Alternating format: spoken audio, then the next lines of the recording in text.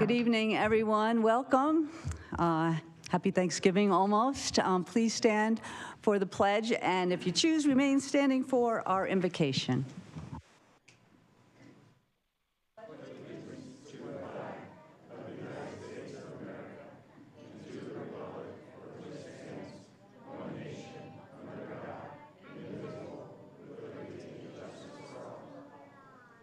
Nice hearing those young voices. Pastor Rod Warrenberg from Desert Creek Fellowship. Hi.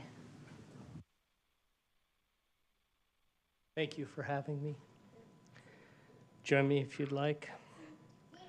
Father, thank you for your goodness to us.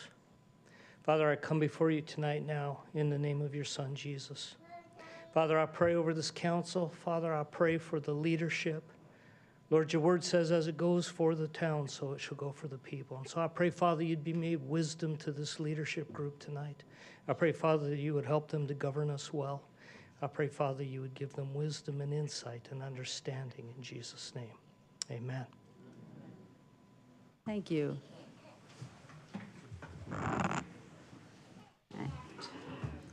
Roll call, please. Mayor Dickey. Here. Vice Mayor Grzybowski. Present. Councilmember Padell. Present. Councilmember McMahon. Present. Councilmember Kalavianakis. Here. Councilmember Toth. Present. Councilmember Skelecorn. Here. Anyone wishing to address the council regarding items listed on the agenda or under call to the public should fill out a request to comment card located in the back of the council chambers and hand it to the town clerk prior to consideration of that item. When your name is called, please approach the podium, speak into the microphone, and state your name for the public record. Please limit your comments to 3 minutes. It is the policy of the mayor and council to not comment on items brought forth under call to the public. However, staff can be directed to report back at a council meeting at a future date or to schedule items raised for a future council agenda.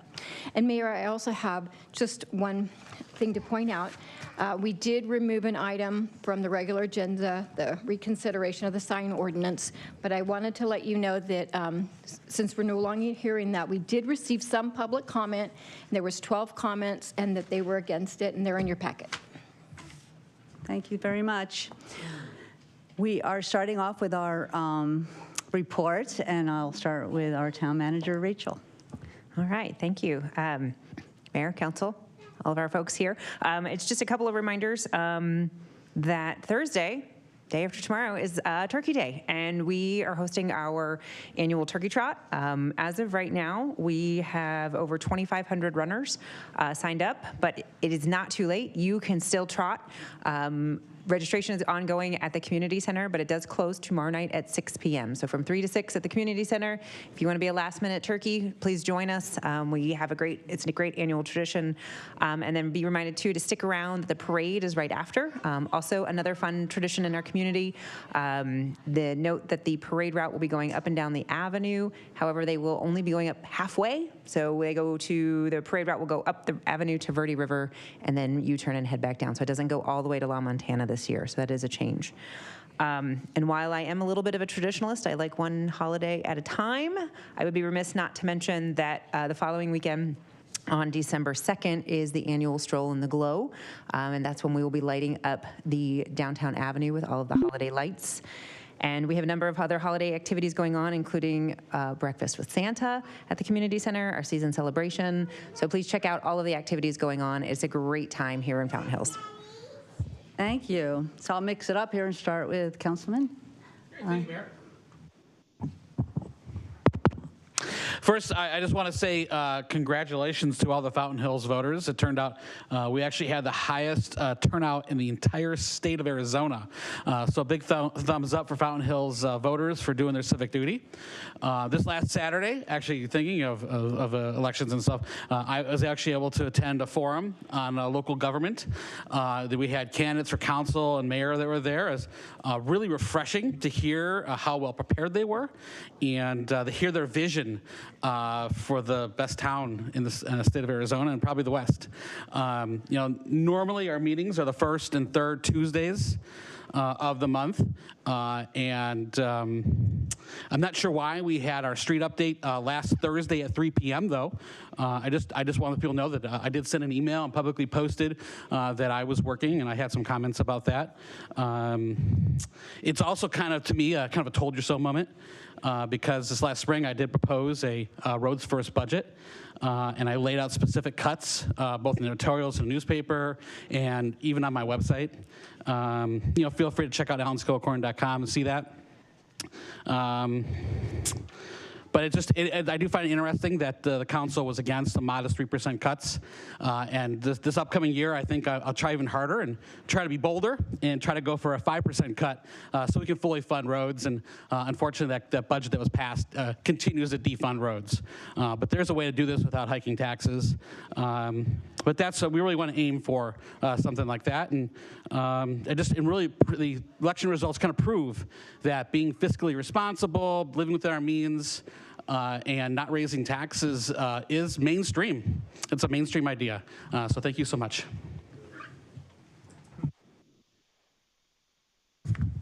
Thank you, Ms. Mayor. Thanks, everybody, for coming out tonight. It's another full room for all you people viewing it on YouTube, for streaming it, and on Cox Channel 11. And informed and active citizenry is the recipe for good government. So thank you for showing up tonight. We haven't met in a regular town council session for a month, and I don't want to go on too long tonight, so I'll kind of cut it short. I'm on the League of Arizona Cities and Towns, the Public Safety, Military, and Courts Committee. There was 2 Zoom meetings since our last council session, one on October 26th, elections in the AI era. Kind of scary stuff. Should we automate away all of our jobs, including fulfilling jobs? Should we develop non-human minds that might eventually outnumber, outsmart, and replace us? Should we risk the loss and control of our civilization? This is an issue that our world is facing right now, and we need leadership and people to regulate this kind of technology. It can be really scary. On November 9th, we did the Israel and Palestine Revisited, Past, Present, and Future. And that was, again, a really eye-opening experience. And we pray for the people over there. As Alan mentioned, last Thursday, there was a workshop on the roads, and the discussion related to the future pavement management of our town. There was presentations by the Roadway Asset Services, their final report, Citizen Advisory Committee final report. Thank you guys for doing so much hard work for our town on your report. A lot of very intelligent people there are looking out for you and your roads. The roadway geotechnical engineering report, and then the pavement modification detail memo. So those are all covered, and it was really, really good stuff, because that does continue to be one of the hot button issues in our town, is getting the roads fixed. Lastly, I just want to wish everybody happy Thanksgiving. Reminder that there is a parade this week. I'll be in spot number 8 with my father's Oldsmobile. It's a 1974 Delta 88 Indianapolis 500 pace car. It's a rare and collectible car, and I hope all of you can come out and see my father's car. So have a great evening. I hope you enjoy it, and stellar students, good job. Thank you. I do not have a political statement to make. Thank you.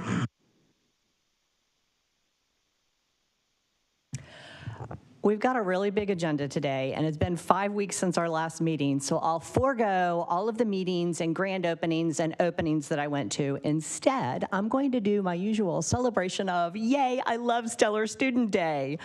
It is so much fun to come in here and have you guys sitting out there, and the Pledge of Allegiance is always fabulous because there's the little voices echoing in the background, and it's just super fun. We get a kick over here. We try to be quiet about it, but Hannah and I get a kick about it every time it happens. So I'm also going to do my usual. The mayor is going to tell you guys after this is done that it's okay to leave, but I'm going to tell you it's actually okay to stay. It's kind of fun in a nerdy sort of way to see how your government runs, and right then is when everybody laughs at me. Anyway, sometimes it is kind of fun. Thanks a lot for coming, guys. Well, I never want to steal the vice mayor's thunder on that because that is her traditional speech, but I will kind of echo, please do stay. It is kind of fun.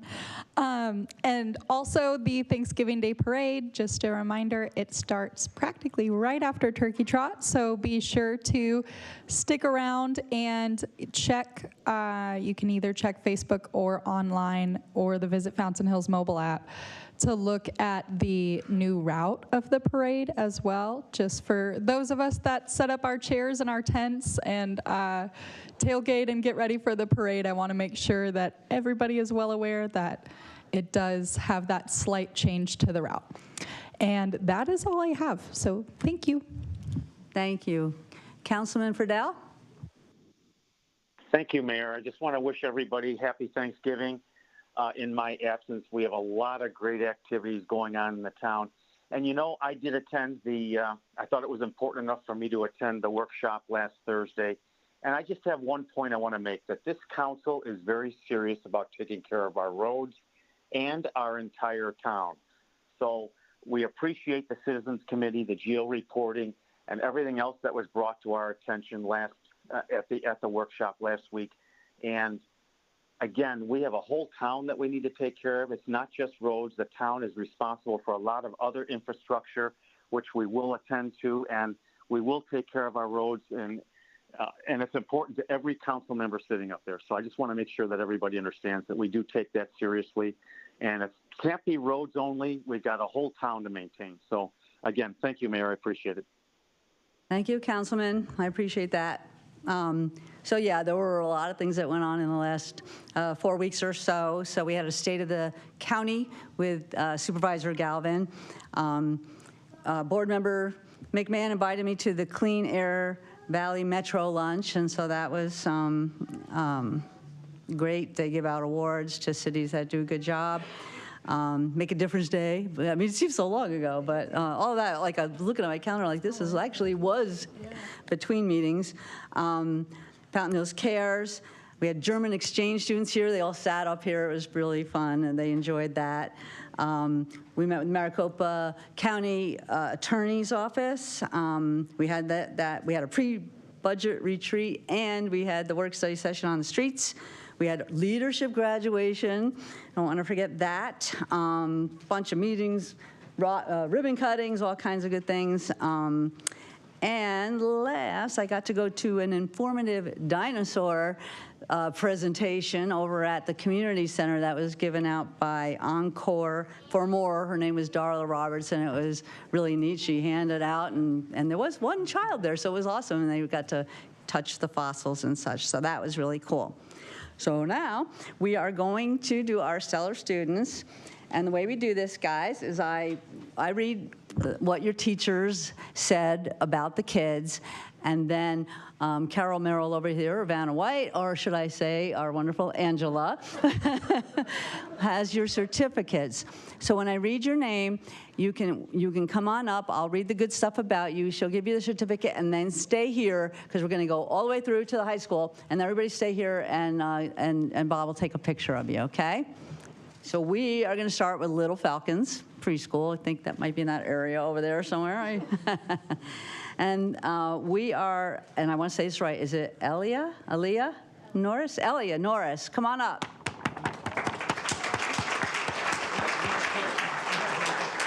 Elia is an amazing student. She excels academically and is so caring to her peers, especially those who need extra help. She makes it a point to be a good friend. Elia is creative, artistic, and inquisitive. She loves learning, and it shows. When Elia learns at home, what she learns at home and at school is evident in her art and her conversations. Teacher says, I'm so lucky to have Elia in my class. Yay. Our next little falcon is Max Paulson. Max, are you here? All right, come on up. Max's language skills are exploding. One way he demonstrated this was during the fall program. Max's sweet singing voice was heard by all. Max is excited about participating in circle time as well as work group.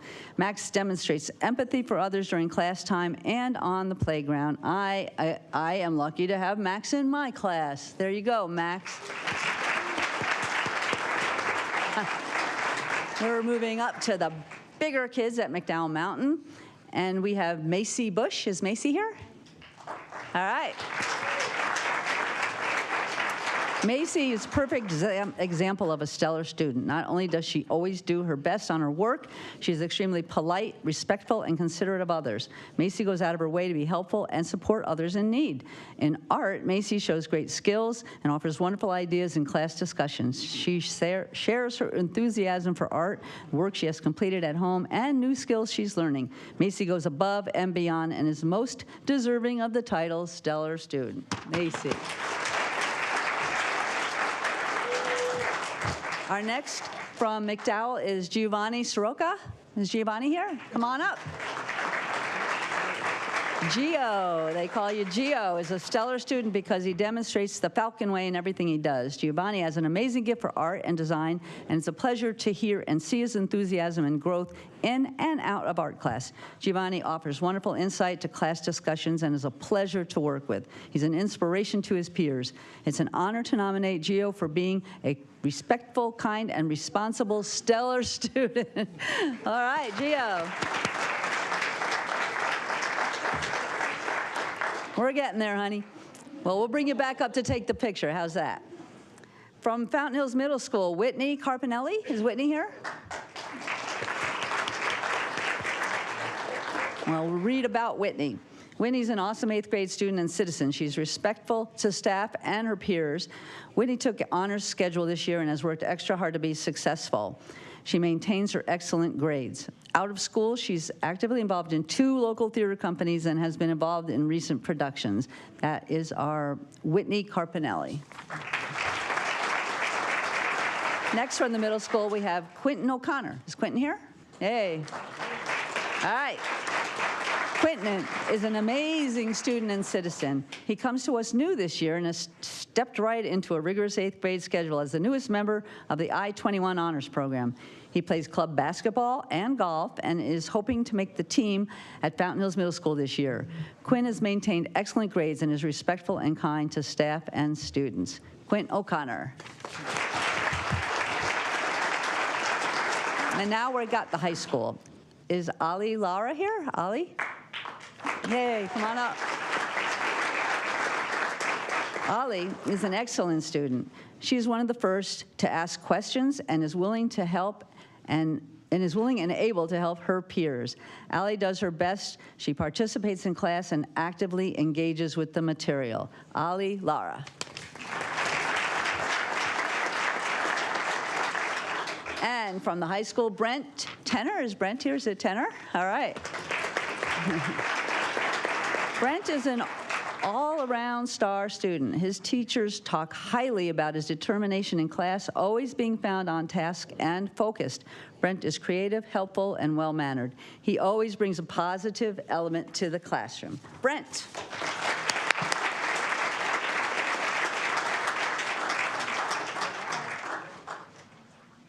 Okay, are you ready?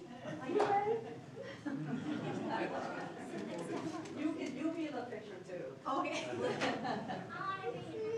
Yeah. Where are you? Okay. Smile. Happy Thanksgiving. Smile.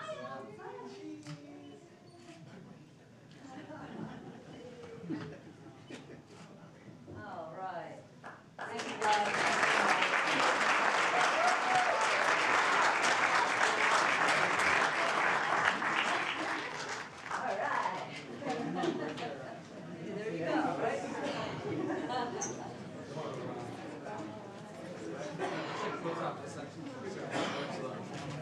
I was going to shake his hand and he did a high five.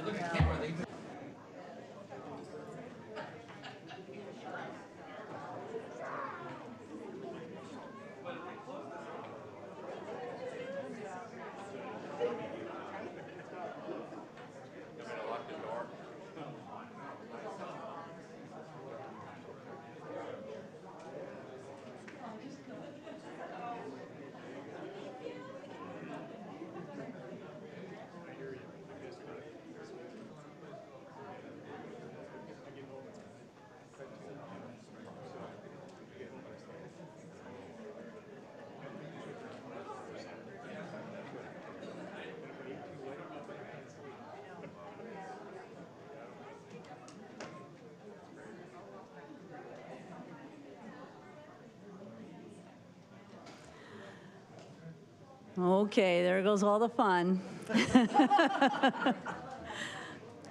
But not really, because our first presentation is an update on the fire department transition, and I know you're back there, Dave, and I think he's coming.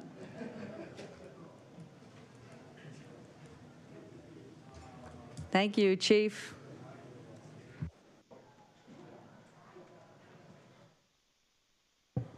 Good evening, Mayor and Council. Thanks for having us. It was tough not to walk out with all the stellar students, and that's always a tough group to follow. So I'm just beyond excited to where we're at right now, and we're within 40 days of the transition being in full swing. And I joked at the beginning that New Year's Eve we'd be changing shirts in the fire station and going from rural metro to Fountain Hills Fire, and it kind of started as a joke, but it actually worked out into that day for the transition works well. It's the last day of the contract for rural and the start of our new Fountain Hills Fire Department. Can we all come and watch that? I don't know. I'll be here, but I'll probably be asleep. I haven't made New Year's in I don't know how many years, but that's another story. The transition itself is going well.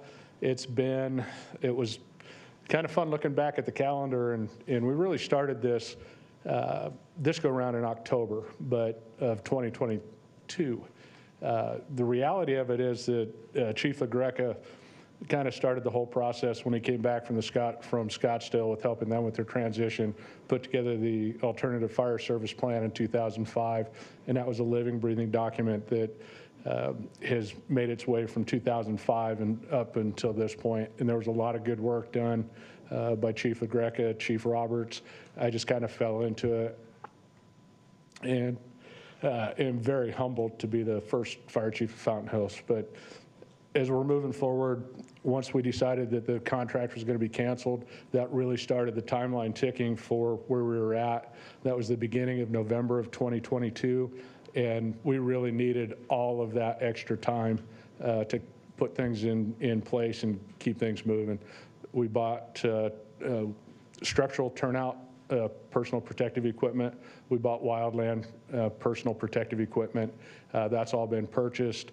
The majority of that's come in. We're hoping to get the firefighter turnouts next week, and everybody'd been sized. That's kind of a lengthy process. We were able to get in on more of a 90-day turnaround than what was typical through the COVID period, where it was almost 14 months to be able to get firefighter protective gear manufactured and delivered. So things have improved on that side. We're excited to get the new gear and move forward with that.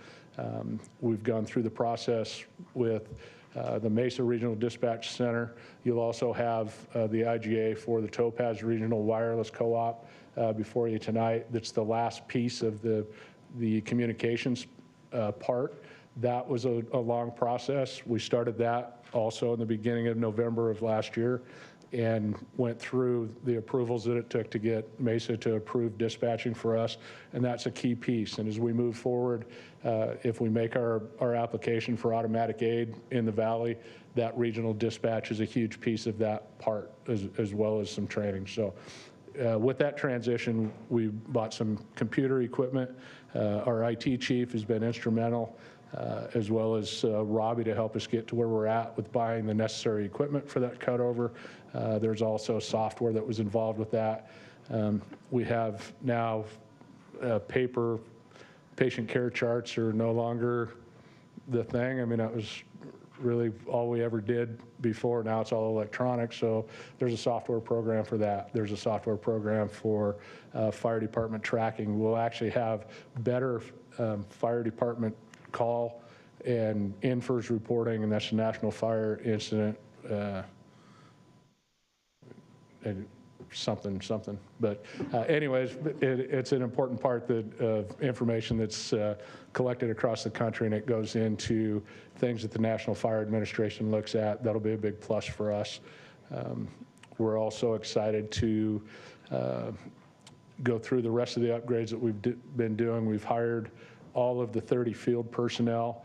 I was lucky enough to get our training captain, John Kranak, on board in early October. He's been instrumental in trying to finalize some of the finer points in customizing our electronic patient care reporting form so that it meets our needs. John's also helping with, line up some of the training. We've been doing a lot of work with Fort McDowell and Salt River in what we've called an enhanced mutual aid relationship. We currently have IGAs and mutual aid agreements with Rio Verde, Fort McDowell, and Salt River. So we're working on joint training. Part of that IGA it does require us to train jointly. We've just started with some of that, getting familiar with each other's fire engines, the hose that they carry, the equipment that they carry, how that interacts. We've also, with Gilbert Road being under construction, we've worked out some agreements with Salt River that we can handle part of the north end of the Beeline Highway from about mile marker 185 north. We've built some of those response guidelines, and that's great for our area. Those are things that were not really open to us previously, but now that we're moving down the municipal path, there's a lot of other avenues that are open to us, and we're looking forward to be able to take advantage of all of those. There's just so many things. It had gotten to the point where I was no longer waking up at night, staying up for 2 hours, writing things down so that I could make sure that I either did do that or no, we didn't do that. I'm actually getting a little bit more sleep these days as we move forward to it. And again, we're 40 days from changing shirts in the fire station. We're also 20 days from being dispatched by Mesa. The equipment for the station alerting package has all been installed. Mesa Radio Shop has been out testing it. That's another thing that you'll see before you tonight is an agreement with the city of Mesa to allow their techs, it's kind of a formality to allow their technicians to come over, work in town-owned property and do the last final dialing in of that station alerting package. But those are all things that we are extremely excited about.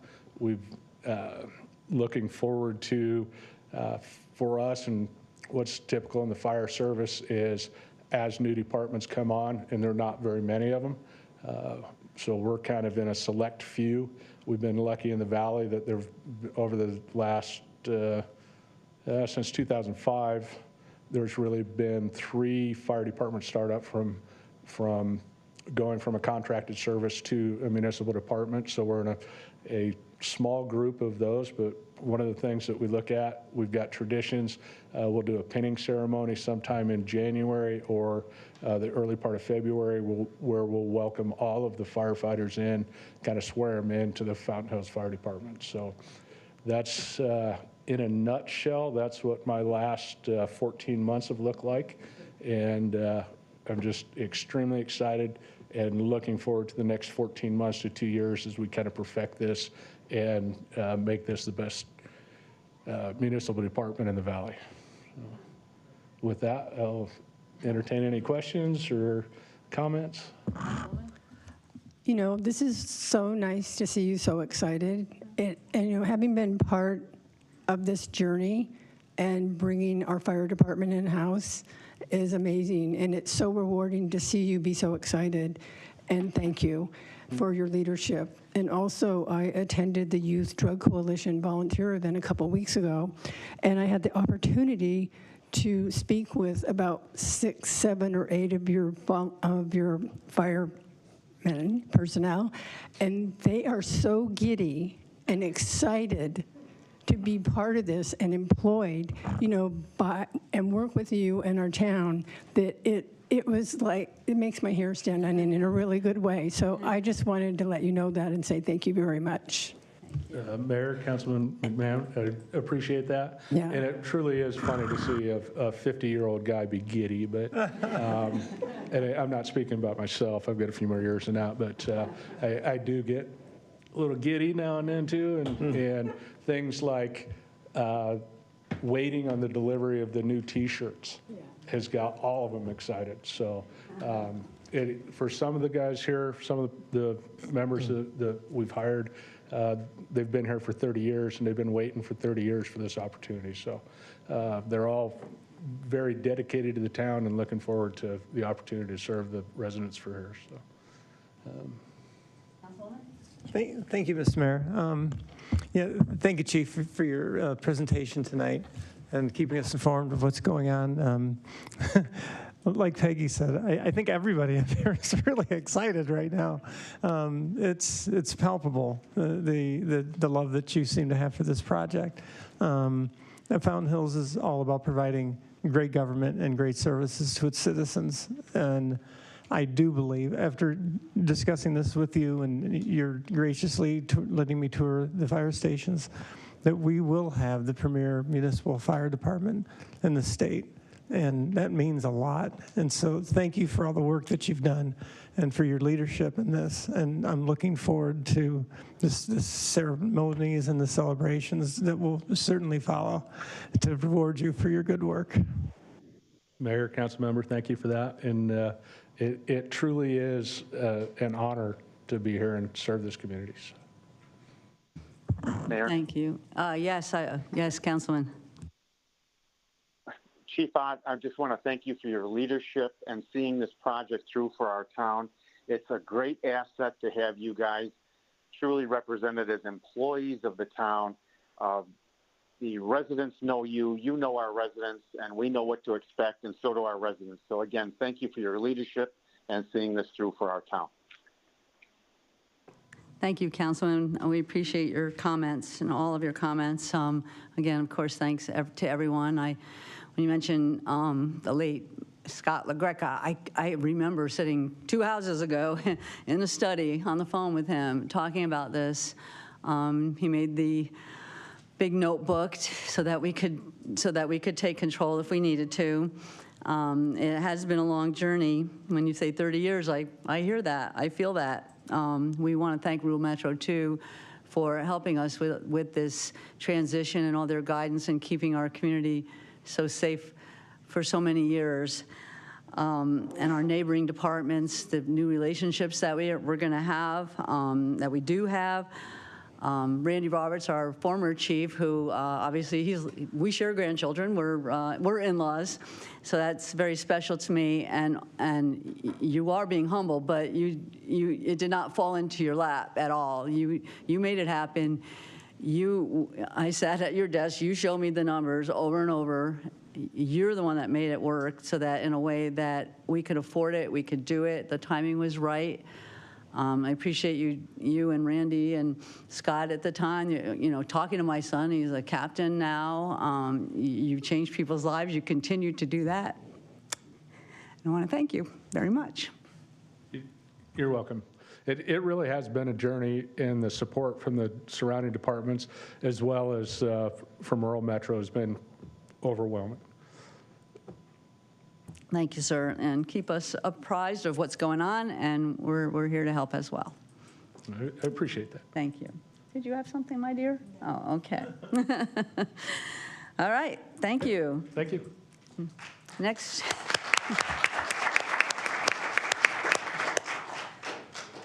So you're on the spot now, mister. Our annual financial audit report is our next presentation, and we will be equally excited. I was going to say, I'm hoping this isn't like a buzzkill or something after that. It's like everybody's going to be crying for different reasons. All right, let me get this open real quick. All right. So good evening, Mayor, Council. As you know, each year we're required to have an audit done by an independent auditor so that we're in compliance with the ARS. We finished another year, finished another audit. Christmas came early if you looked in your mailboxes and you got your reports. So tonight, our audit partner from Heinfeld Meech is going to be here, Josh Jumper, to go over the procedures, the findings, or lack of findings, I should say. And then as far as specifics, as far as numbers, that sort of thing, we'll be doing that just a little bit later with the financial update. So here you go. Good evening, Mayor and Council. There's been excited to be here. There's been some exciting topics so far, so I'll try to keep the energy going with the annual audit. I will keep my comments brief. I know you have a lot on your agenda tonight. There is a PowerPoint. I promise it's only a few slides. But my name is Josh Jumper. I'm a partner with Heinfeld Meech, and I'm here to present on the audit results for the fiscal year ended June 30th, 2023. So like Mr. Pock mentioned, why am I here? Well, it's in ARS that the external auditors must come to present the audit results for all municipalities in the state of Arizona. This was inserted into ARS in 2021, but I will point out that the town of Fountain Hills has been doing this and put this into practice many years before that, so your external auditors have been here for many years presenting the audit results. So just want to touch on the importance of the audit. So when I'm here presenting on the quote-unquote audit results, I really want to just touch on what that means, what reports are issued, and our role as the external auditors. So we're here to verify management's representations regarding the town's finances, to demonstrate stewardship and accountability to a variety of outside parties, compliance with certain laws and regulations, and you're here to ensure that management has fulfilled its responsibility. So just touching on the timeline of the annual audit for fiscal 23. So our audit procedures were started in the summer. We came out in September and performed final audit procedures. The drafts of all the reports were sent to management for their review in October, and the audit reports were issued earlier this month.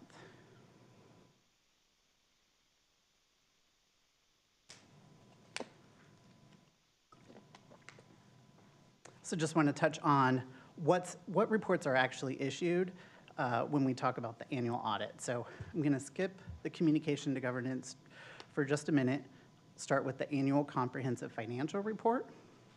So that is the big report that you probably have in your mailboxes or with you now, but that's the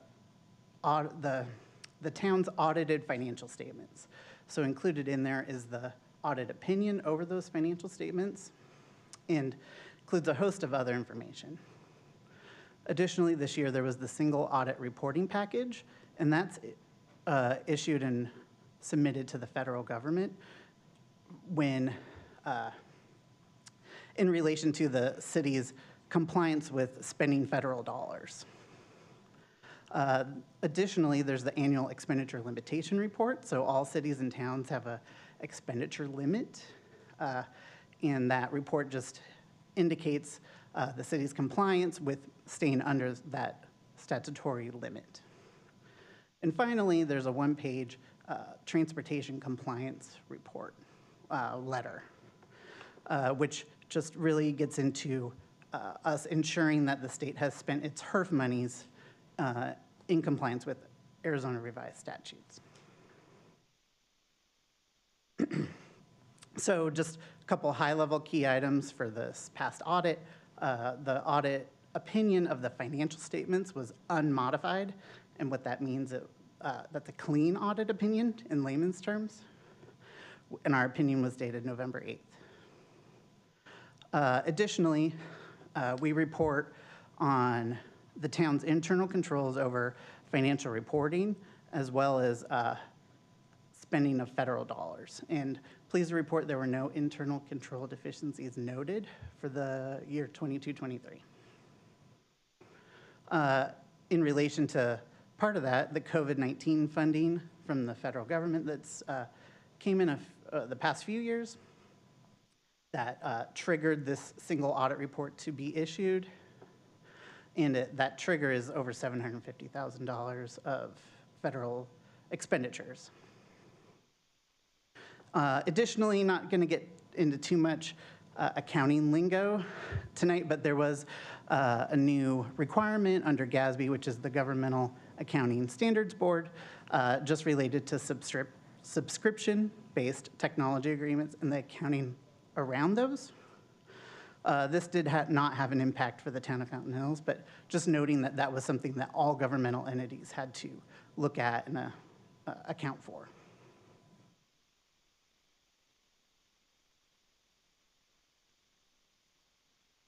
Additionally, other important communications to you, council, includes a letter to governance that you may have in paper already, but if not, Mr. Pock, they do have it? No, they will have it.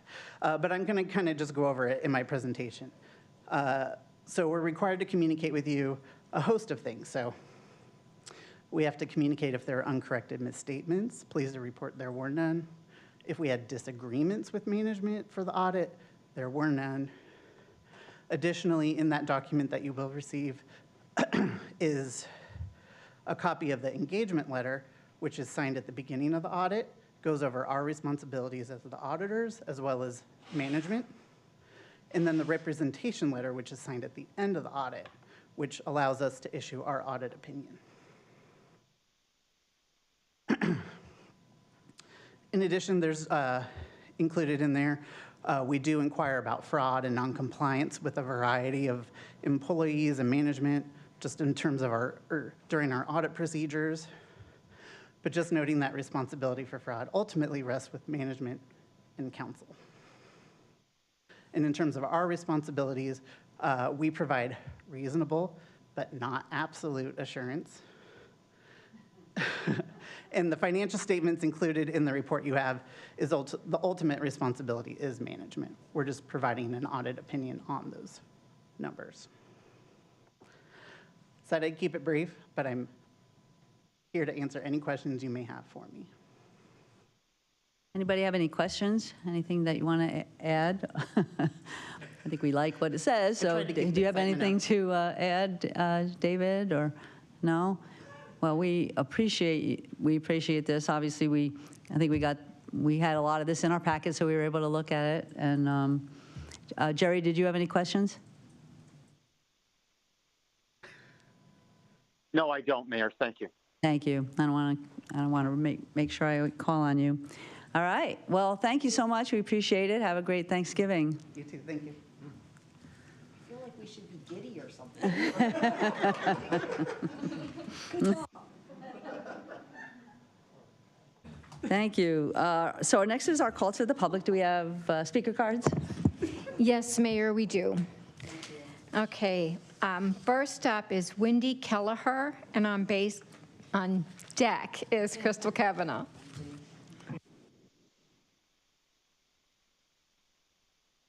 Thank you once again, Mayor and Council, for listening to us. I am Wendy Kelleher.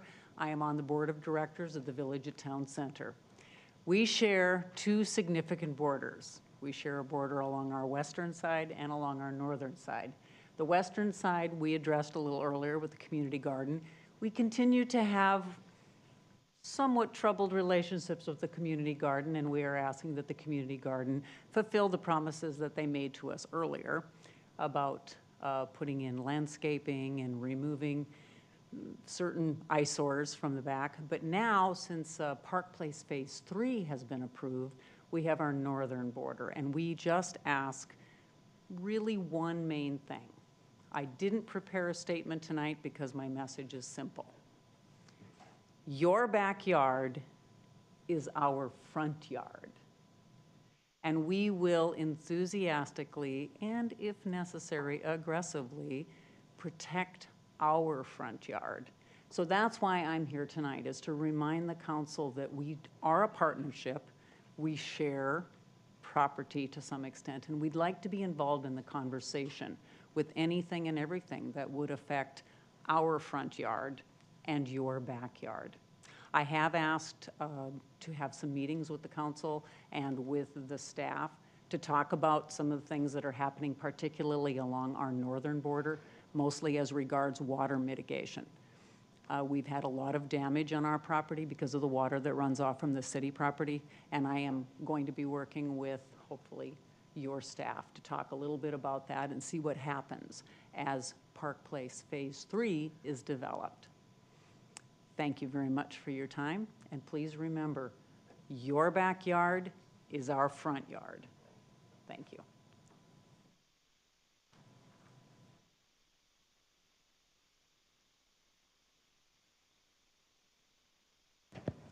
Good evening. Tonight's private executive session topic included, and I quote, the small cell wireless moratorium and a draft wireless facilities ordinance. Why is this always behind closed doors? The public has a very limited understanding of what this has been all about. As I understand it, all you need to do is follow the original master plan for our community, which said that all utilities should be underground, just like Anthem did, as well as McCormick Ranch. Of course, there was no cell service at that time, so an exception for the large cellular towers was made in accordance with federal telecommunication regulations.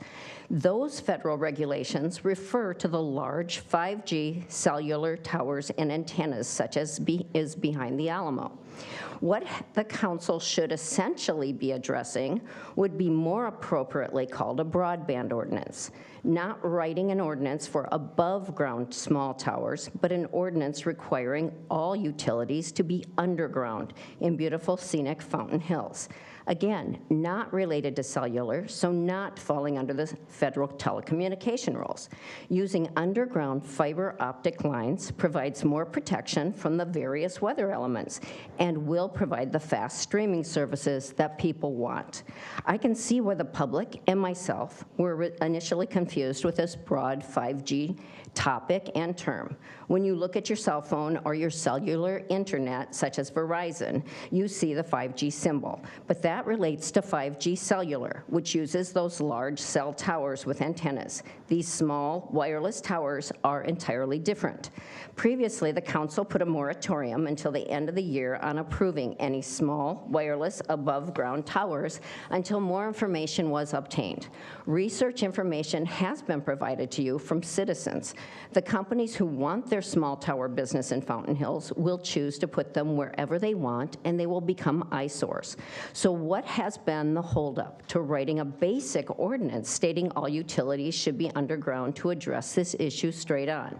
It is not a regulated telecommunication issue, but comments made in this very room have complicated the understanding of the matter by lumping large towers together with the small towers.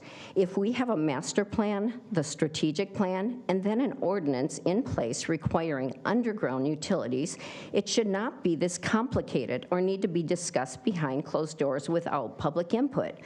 Ideally, any fiber optic installation would be coordinated in advance and in conjunction with any scheduled street repairs, possibly providing a cost benefit and, more importantly, avoiding digging up repaired roads later. In addition, the sign ordinance, which has been discussed ad nauseum throughout 2023, but apparently still needs more reconsideration and even more voting, thankfully was pulled from tonight's agenda. But I strongly urge you to put the inspections of transitional community residences on the next agenda, as well as the ordinance for underground utilities. Thank you. Next, we have Liz Gildersleeve, followed by Lori Troller.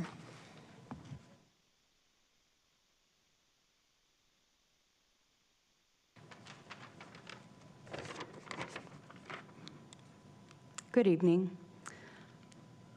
I, too, am very concerned about the excessive use of executive sessions where you've discussed small cell wireless. Instead of having an open public conversation with residents about an issue that will impact everyone, you've chosen to meet behind closed doors throughout this entire year. For example, in an executive session on January 3rd of this year, where the public cannot be present to hear discussions, you discussed, quote, possible modifications to town code, guidelines, and 5G policies, end quote. On May 16, during another executive session, you had a, quote, 5G ordinance review, end quote. On October 3rd, during yet another executive session, you discussed, quote, the small cell wireless ordinance, end quote. Keep in mind that no one outside the council, as Crystal mentioned, has been able to review this ordinance. And then finally today, again, in executive session just an hour or so ago, you discussed the moratorium and a wireless facilities ordinance draft. Hiding behind the privilege of an executive session to draft and discuss the wireless ordinance is a serious abuse of ARS 38-431.03. And it is an abuse of our ordinance process itself. Why hasn't this ordinance been given to our Citizen Planning and Zoning Commission for review and input? There is a large group of Fountain Hills residents, roughly close to 200 active participants, some of whom have been asking for transparency about small cell wireless this entire year. And yet you thumb your noses at your constituents when we've asked for transparency. You have abused the letter and spirit of the executive session statute by burying small cell wireless in executive sessions. People in Fountain Hills want wireless technology. That is not the issue. We just want assurances that the fiber is installed underground along with our other utilities and not in 10-foot towers in our front yards. Is that asking too much? Resident angst, continued distrust, and rumors, right or wrong, should come as no surprise to you on this issue, as they are a direct result of your lack of transparency and failure to follow ordinance processes. Mayor, you're to blame for abusing executive sessions as you set the agenda and call for these executive sessions. But the rest of you share some of the blame for not pushing back and allowing this secrecy to continue. Thank you for listening.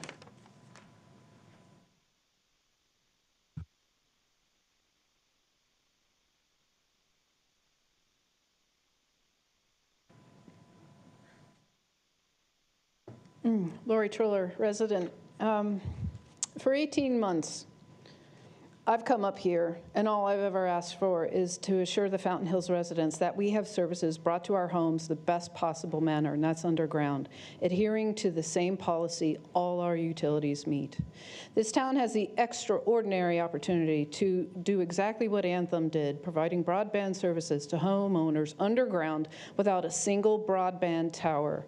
We should be working to deal with Cox. They are currently doing a major upgrade and expanding their services by laying fiber optics underground. The town would look genius if we coordinated with them, paving our roads behind their work and cutting the road cost with them, as they would be paying for the repair of the cost or the roads. The ordinance should be put in the hands of planning and zoning and allow proper procedure, including public input, and include an emergency clause for immediate effectivity upon vote. 3 of you literally voted to rewrite our underground standard by voting against the very legal moratorium, voting to allow contractors to build towers anywhere in Fountain Hills as if we are a dartboard.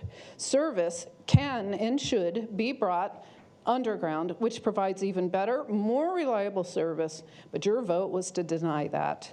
The sheer amount of redistribution of wealth these towers will cause property owners is the single largest financial issue this town has seen to date.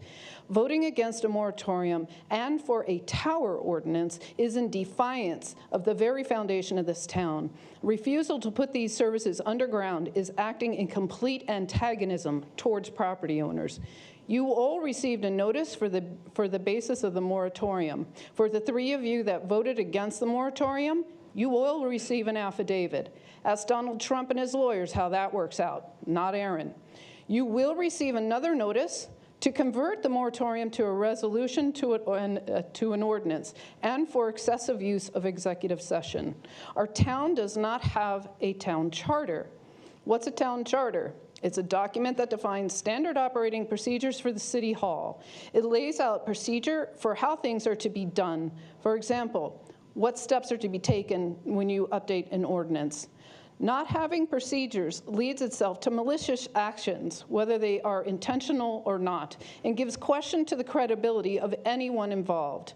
The perception of this council is acting in complete antagonism of we the people by conducting the development of an ordinance in secret in an executive sessions.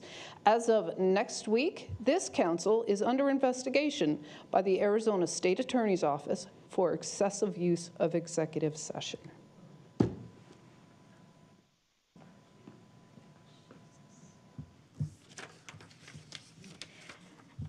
Now we have Barry Wolborski, and following Barry will be Matthew Corrigan.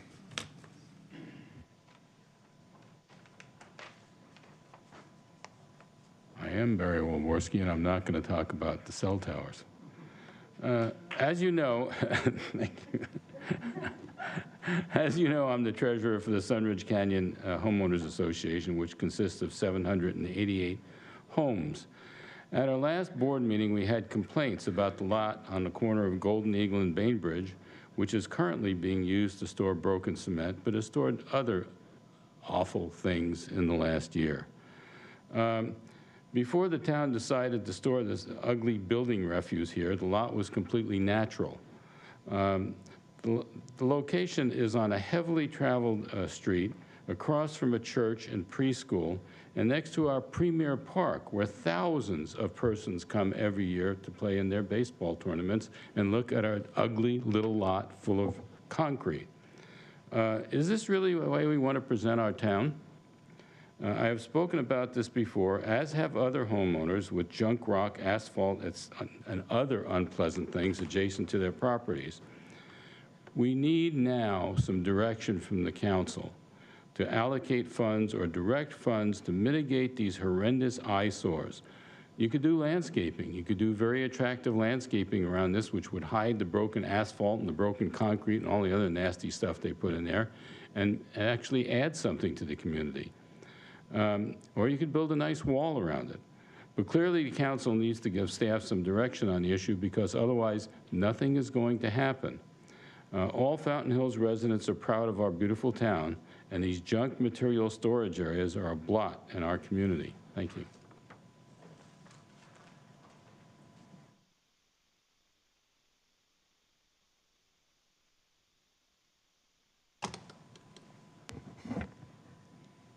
A sincere, happy Thanksgiving to all of you, and I hope you do enjoy it. Madam Mayor, council members, Matthew Corrigan, homeowner, full-time resident, Fountain Hills. I was going to comment on an item which has been taken off the agenda, 9B, which now has another title. So I've chosen to do so in public comments, but I'll have to modify it a bit. I do support amending zoning ordinance chapter 6 sign regulations. I believe in strong support of Fountain Hills small business in general. And I believe in businesses that include reasonable sign codes. So I'm hoping that this town is providing that avenue for more reasonable sign codes. It is fair to say that small business is the backbone of America, and it's also the backbone of Fountain Hills. Business is vital to keeping Fountain Hills economically stable. It's a key principle, and I believe in that. Our Fountain Hills small businesses are struggling to succeed, and many are even struggling to stay afloat.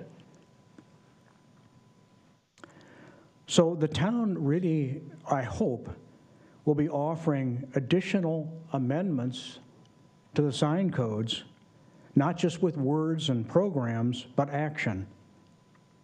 I urge the town council to take action by removing burdensome sign code restrictions to small businesses, including downtown retailers. Right now, and in days ahead, we are already in an election cycle, and sign regulations are very restricting, confusing, and burdensome barriers for all candidates. This ordinance will hopefully remove those barriers, if in effect, and allow candidates to campaign without these restrictions. It's only right, it's only fair.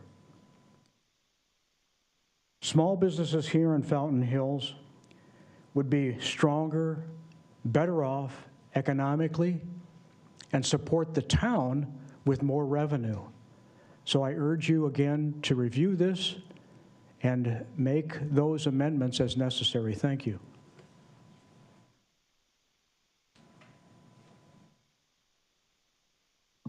That's it for public comment. You do have a written statement in your packet, though. Thank you, Linda. Aaron, are you on the phone? Is he? Mayor, I am on the phone. Could you please address some of the comments? We are allowed to respond, at least to being accused of doing illegal things. Mayor, I'm happy to respond, and my plan for the council's information is to respond in full in an email to the council. I'm sorry, go ahead, Aaron. I can't hear you. We can respond to criticism directly. We absolutely can. Excuse me? The attorney cannot. He is. We are proceeding the way we're proceeding right now. Aaron, would you please explain why I did not do anything illegal as I've been accused? Mayor, I'm happy to do that. And I will be providing an emailed response to several of the points that were brought up by members of the public tonight. To be clear, there has been no changing, modifying, doing anything with an ordinance behind closed doors. The point of having council executive sessions is to get legal advice, and in some instances for contract negotiations, for example, when we were retaining Mr. Campanelli's firm and deciding which firm to retain. That has been for the council to be able to evaluate whether the direction that this town is going is appropriate and is desirable from the council's perspective, and we intend to continue to draft and to provide direction to our internally and to whatever consultants we need to provide it to for this to eventually go to planning and zoning. There has been no open meeting law violation. There hasn't been any abuse of executive session, and that's, I think, where I'll leave it, Mayor, if that responds to your question. Thank you. And as far as being accused of voting against the moratorium, we were told many times that the moratorium is not a legal action. It's a legal action, we can do it, but it has absolutely no power, or there's been so many articles about this, and so much time has been spent on this item so that we can try to get somewhere. So I won't go any further than that, but anyway, we will move on right now to our next item, which is our consent agenda. Can I get a motion, please? Oh. Second. Thank you. Roll call, please. Councilmember Toth. Aye. Councilmember Friedel. Aye. Councilmember Skillicorn. Yes. Councilmember Calavianakis. Aye. Councilmember McMahon. Aye. Vice Mayor Grzybowski. Aye. Mayor Dickey. Aye, thank you so much. Our next item is our appointments to several commissions. I want to thank everybody that applied. I want to thank the folks that are getting appointed and congratulate them for agreeing to help the town move forward on several subjects. And I want to thank the subcommittees. Since it was almost every commission, I think it's all of you. So I want to thank you very much for doing all the interviews. Make sure I get this right. So, Strategic Planning Advisory Commission. These are new appointments here. Joseph Reyes for a partial term for SPAC. The History and Cultural Advisory Commission. The appointments are for Bob Burns, John Gibson, Dave Peterson, and Tim Yoder. For Sister Cities, and this is a partial term, is for Randy Crater. And then the following reappointments are made for the Board of Adjustment, Carol Perica and Paul Ryan. For McDowell Mountain Preservation Commission, Janice Holden and DJ Willard. And then for the History and Cultural Advisory Commission is Susan Obst Dworkis for full term. I think I got them all. So I'd appreciate a motion, please, as written. So moved as written. We have a motion and a second. Could we get a roll call, please? Councilmember Friedel. Aye. Councilmember Skillicorn. Aye. Councilmember Kalavianakis. Aye. Councilmember McMahon. Aye. Councilmember Toth. Aye. Vice Mayor Grisbowski. Aye. Mayor Dickey. Aye. Thank you. Thank you all again. We look forward to what's coming with you all in the coming year. Our next item is a year-end summary.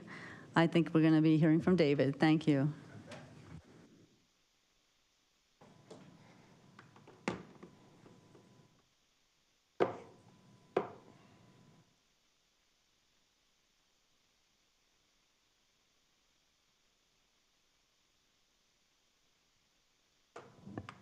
All right, good evening, Mayor, Council. Oops, we are, okay. So as you heard, we finished the audit year. So once the opinion's issued, we're able to take a little more concrete look at how we ended fiscal year 23.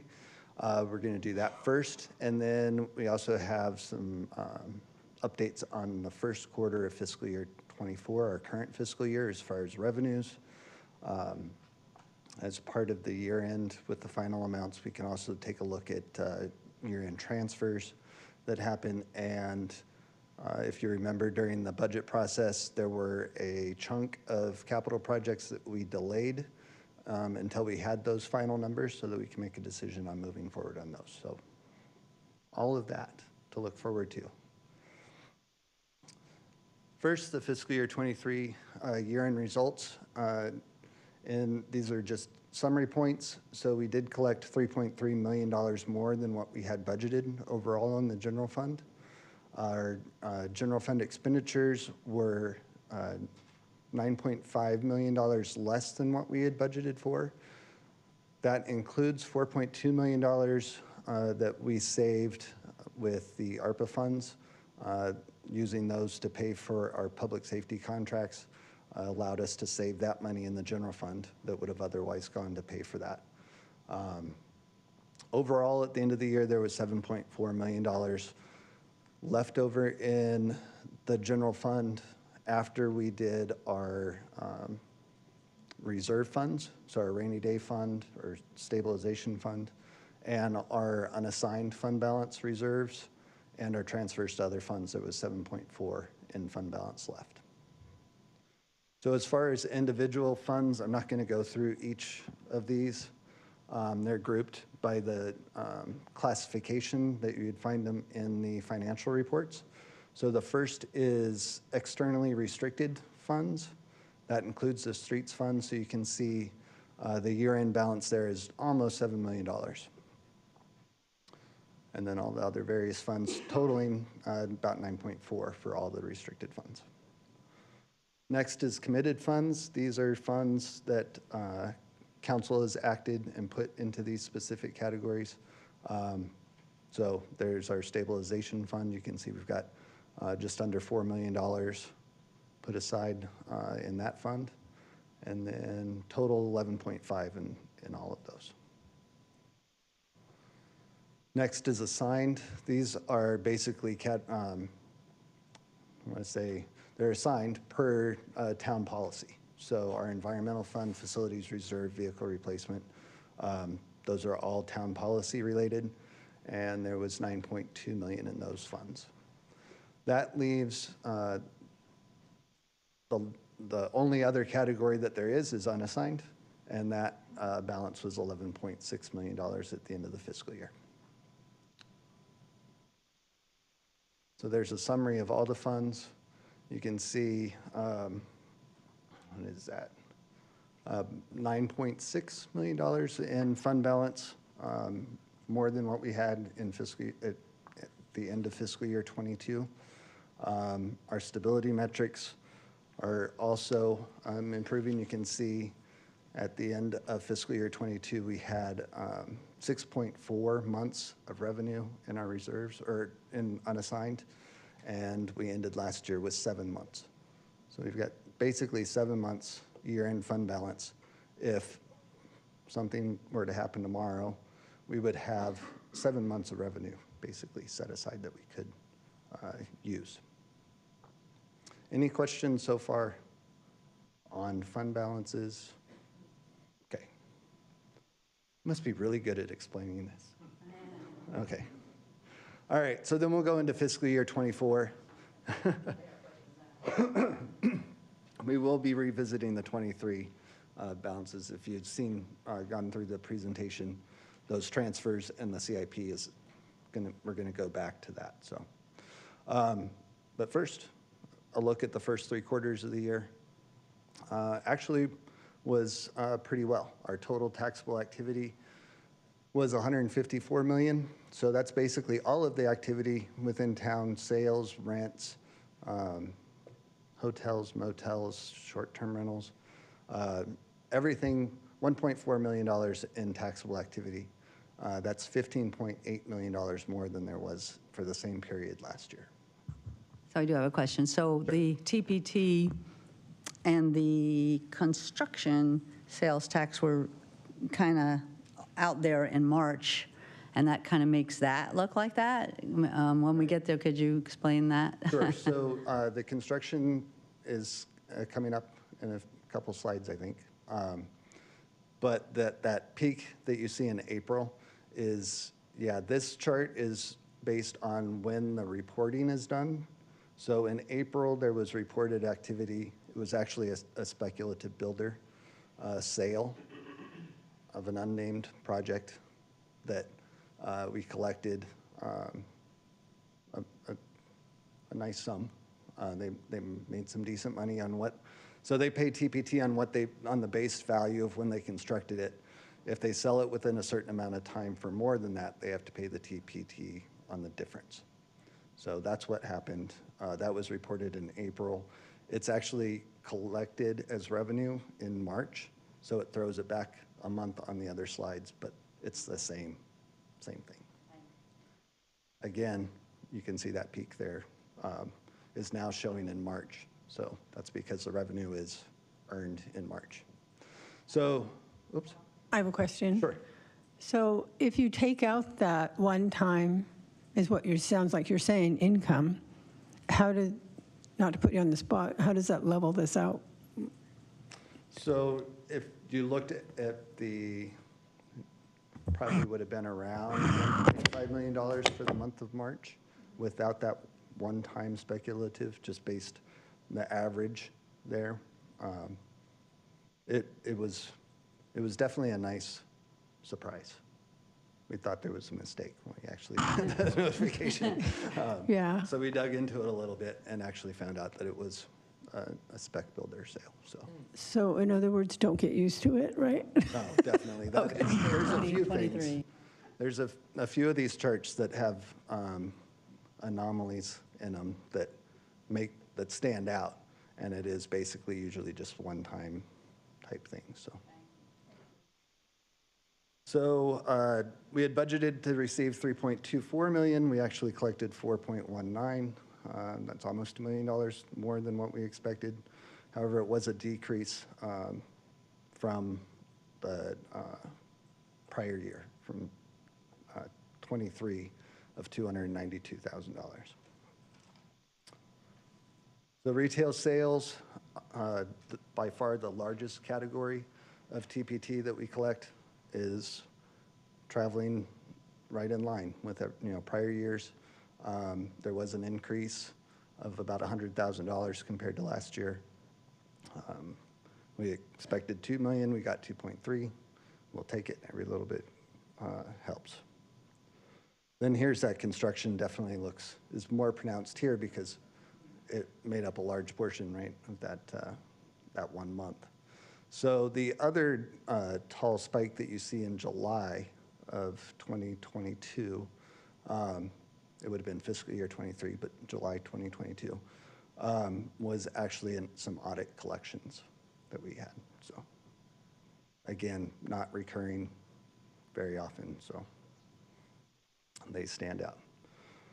Utilities and communications, nice and boring, just the way everybody likes it. There is an increase in the September, so that would have been August activity, but collected in September. That I can't tell you. Maybe more people are using the internet or subscribing to something that's being included in there, but it's definitely on track as far as everything else goes. Real estate, this is basically made up of our long-term rental for the most part. Very consistent. You can see it's definitely a pattern here, right? So we had budgeted 216,000, we collected 263.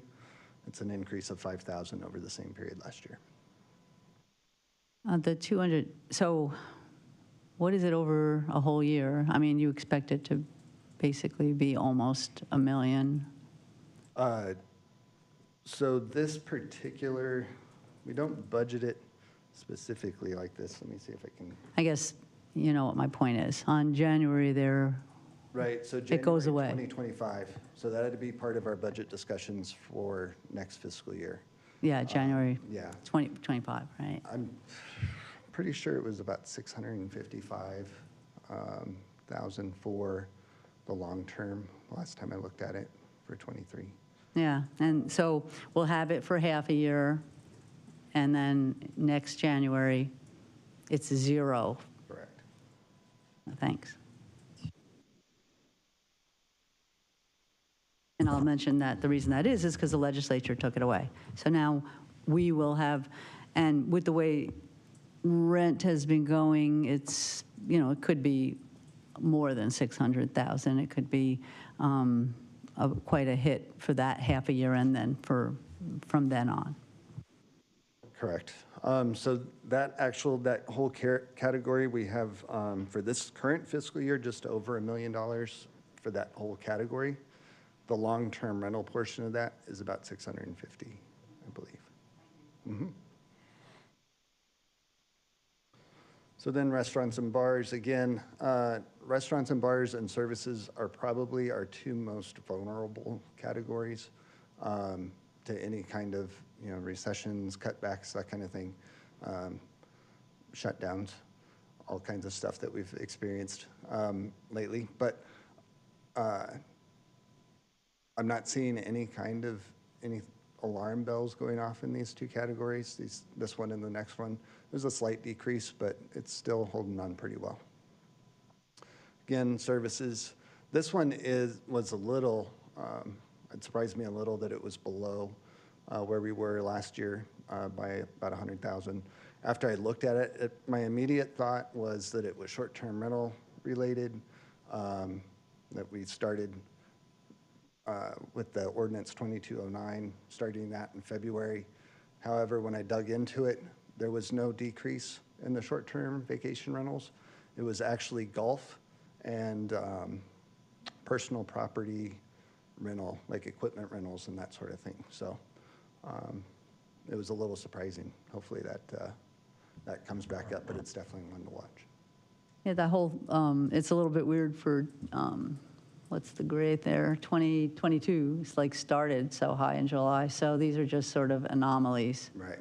Thanks. Yeah.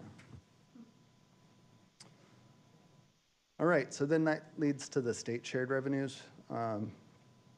These are pretty consistent. These are based off, our budget numbers are based off of what the Department of Transportation provides us and the Department of Revenue provides us. So we're usually pretty close to what they anticipate receiving or sending to us. So you can see the first one there is the sales tax. It's right in line where we thought we would be. The income tax, the most boring chart that I have. In fact, if you notice, and maybe I had to fix this slide because the one that I had sent you in the packet, the scale wasn't even correct, and so the line for this first 3 months was off the chart, so to speak. So I fixed it in this presentation so you can see where it's at. There was some adjustments made this year. So we used to receive 15% of the state income tax that was received. That was increased to 18% because of the adjustments that were made to tax tables and tax rates. So, but yeah. Is this before or after the flat tax came into play? So technically, the monies that we're collecting now are on years where there wasn't the cuts yet.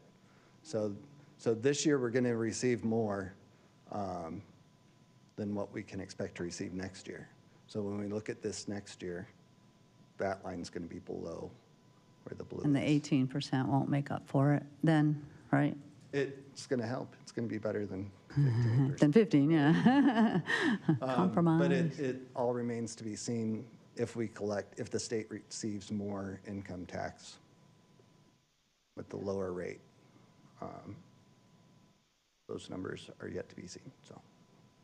Well, better tell Goodyear to stop growing then. All right, so this one, again, is another anomaly. I bet you can pick it. It's there in the August of 2020 numbers. I actually went back to look at that just to make sure that I was going to say the right thing this evening about it. And it was actually a one-time allotment from the state to help with the pain that cities and towns had been feeling with the public safety quote-unquote raid of HERF monies. So they allocated $18 million to be divided among all 91 cities and towns equally, so that was about $200,000 for us. But everything else is pretty much right in line. Any questions on revenues for the first quarter? All in Okay, all. so hopefully I'll say this coherently. Okay. Given the difference in what we anticipated and collected, given the flat tax and the less, over $600,000 less income we're going to have from long-term, are you considering that as in the budget transfers, et cetera? I mean, is there any way projecting that, knowing that it's going to affect us, that you can adjust the budget accordingly in places where where that money is usually spent? So where we ended fiscal year 23 won't affect what we've budgeted for fiscal year 24. So we budgeted fiscal year 24 based on what we're anticipating on collecting, right. The revenue loss for long-term rental is going to be in fiscal year 25. So the conversations that we're going to be having over the next 4 months or so. Considering in the general fund that we've had large contingency amounts to keep the general fund balanced. So we're anticipating in general, since I've been here, we've anticipated on receiving more revenue than what we were going to spend. So we had to plug the difference with contingency to keep general fund balanced. Losing the $650,000 in long-term rental will reduce that contingency number, but we still, just initially and off the top of my head, without going into everything, I would assume that we're going to just have a smaller contingency number. We're not going to have to reduce expenditures to keep general fund balance just because of that. That makes sense. Okay. We'll see. All right. Any other questions? All right. So then we'll go in and talk about the year-end transfers. As you know, our policy, town policy, is we look at the year-end unassigned fund balance.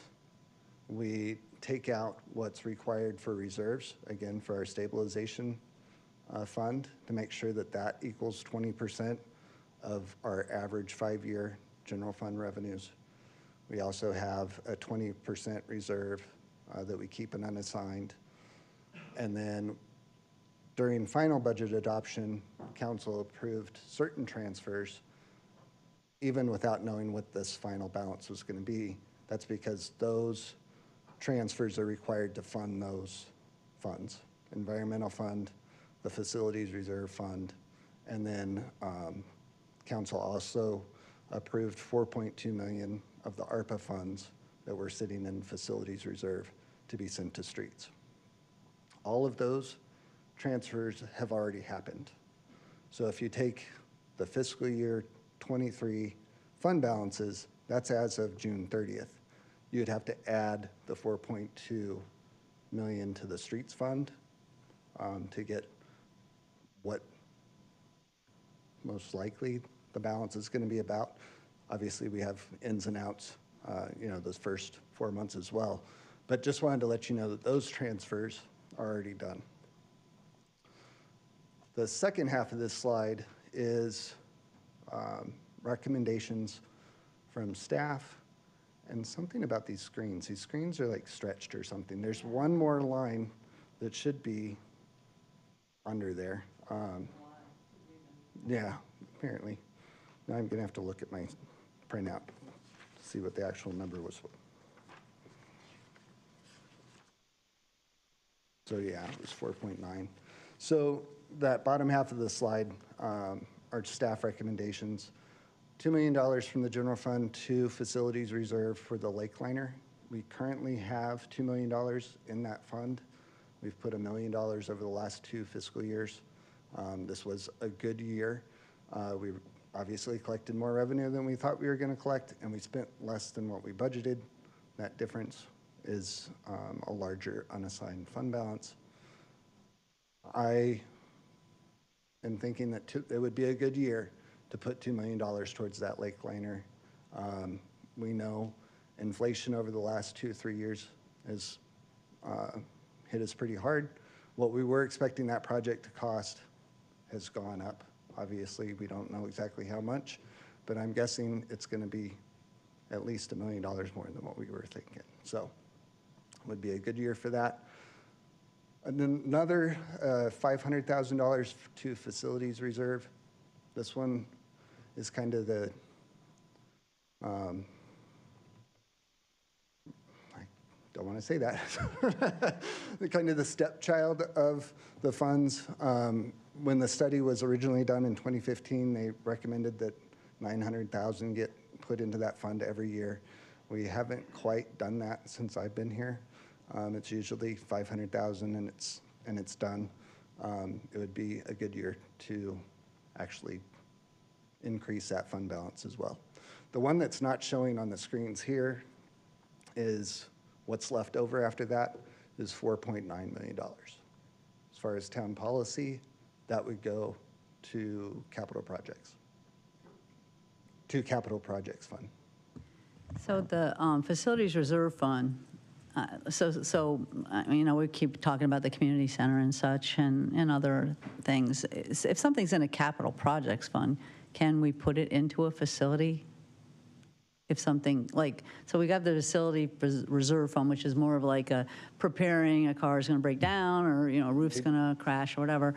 But if we have all this extra, I hate to say it, but in the capital projects fund, and we see something that might be more of a facilities reserve, we can use those funds for that. So, Mayor, so there's a really gray line between what belongs in facilities reserve and what would qualify as a capital project. There's a whole bunch of accounting books, seminars, classes, conference topics, all kinds of stuff talking about the difference between major maintenance and capital improvements.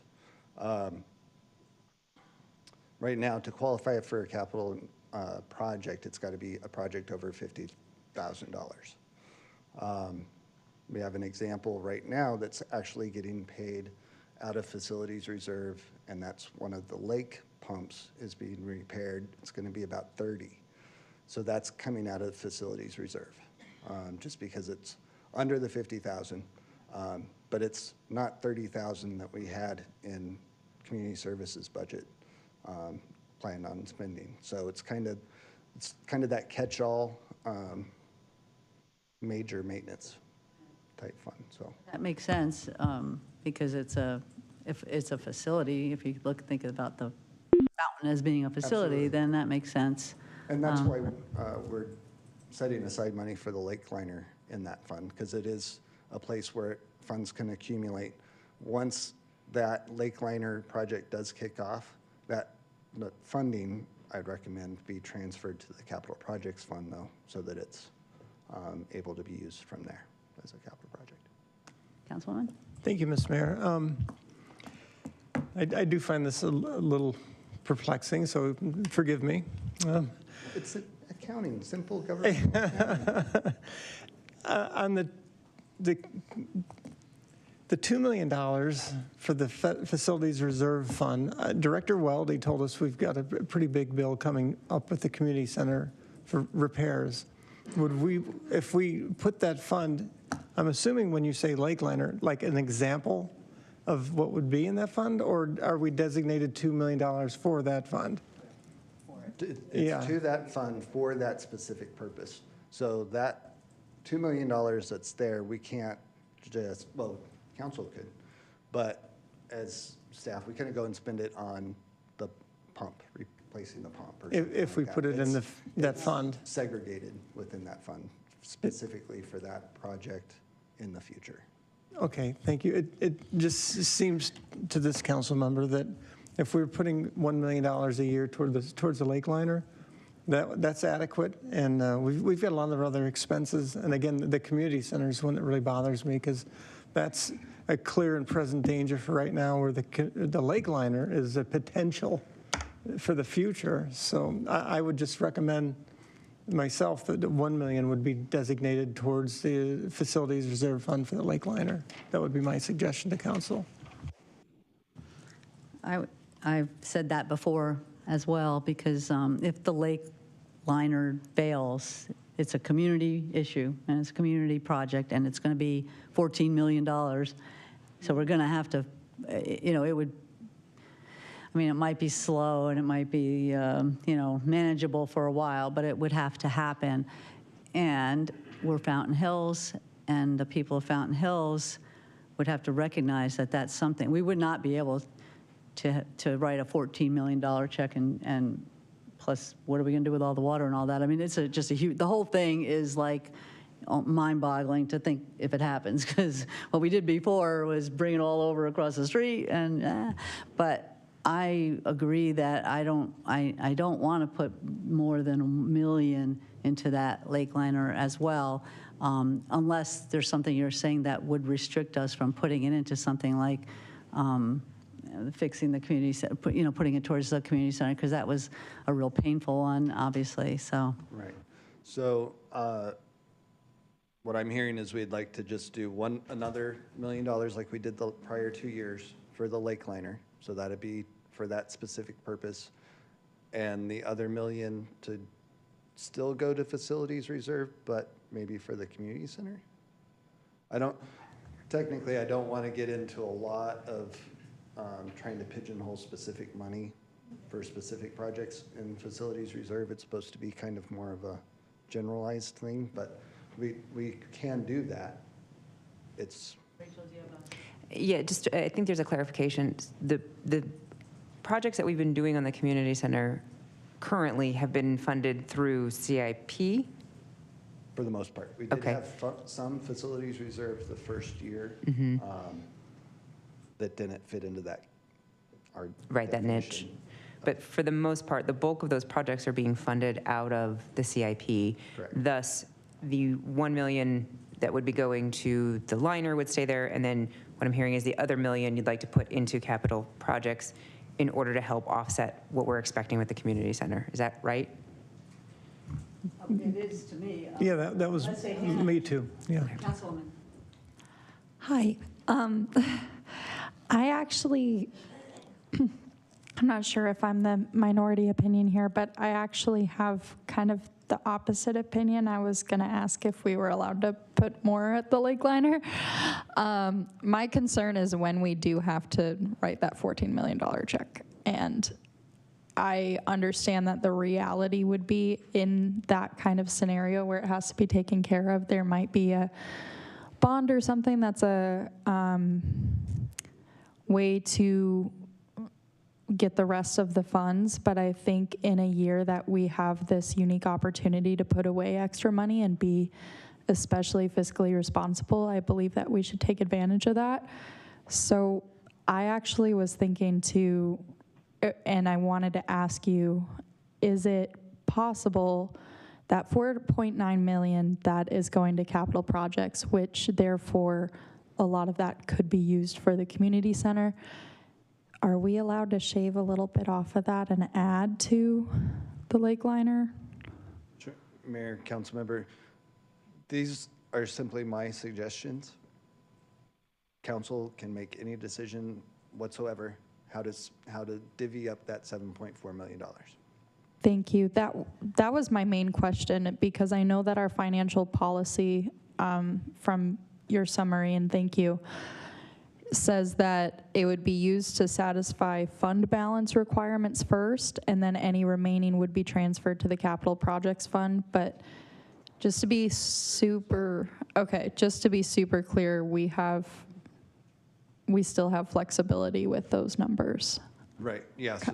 So this is the transfers proportion. So first reserves, then transfers for the fiscal year, and then whatever's remaining goes to capital projects. So. Okay, thank you. Good. I remember last year we talked a lot about the lake liner because we had it looked at, et cetera. And I know we're over the time limit. I forget how much time we are, but it is, like Councilmember Toss said, it's really, really important that we do our best to fund that. But at the same time, we know we're not probably going to be able to fund it all, might have to have a bond. So without getting in the weeds, just really quickly, if you don't mind. Mm-hmm. So we did the study to say, the assessment, I should say, of what condition is the liner in. We did that. We started that process in 2020 because at that point, our warranty was up on the liner. So at that point, it was 20 years old. So we did the assessment to say, well, what's it look like down there? What should we be planning for? The life of the liner is anywhere from 20 to 30. So anywhere between 2020 and 2030. As we get closer to that 2030 mark, obviously we get a little, it's a balancing act. It could go well past 2030.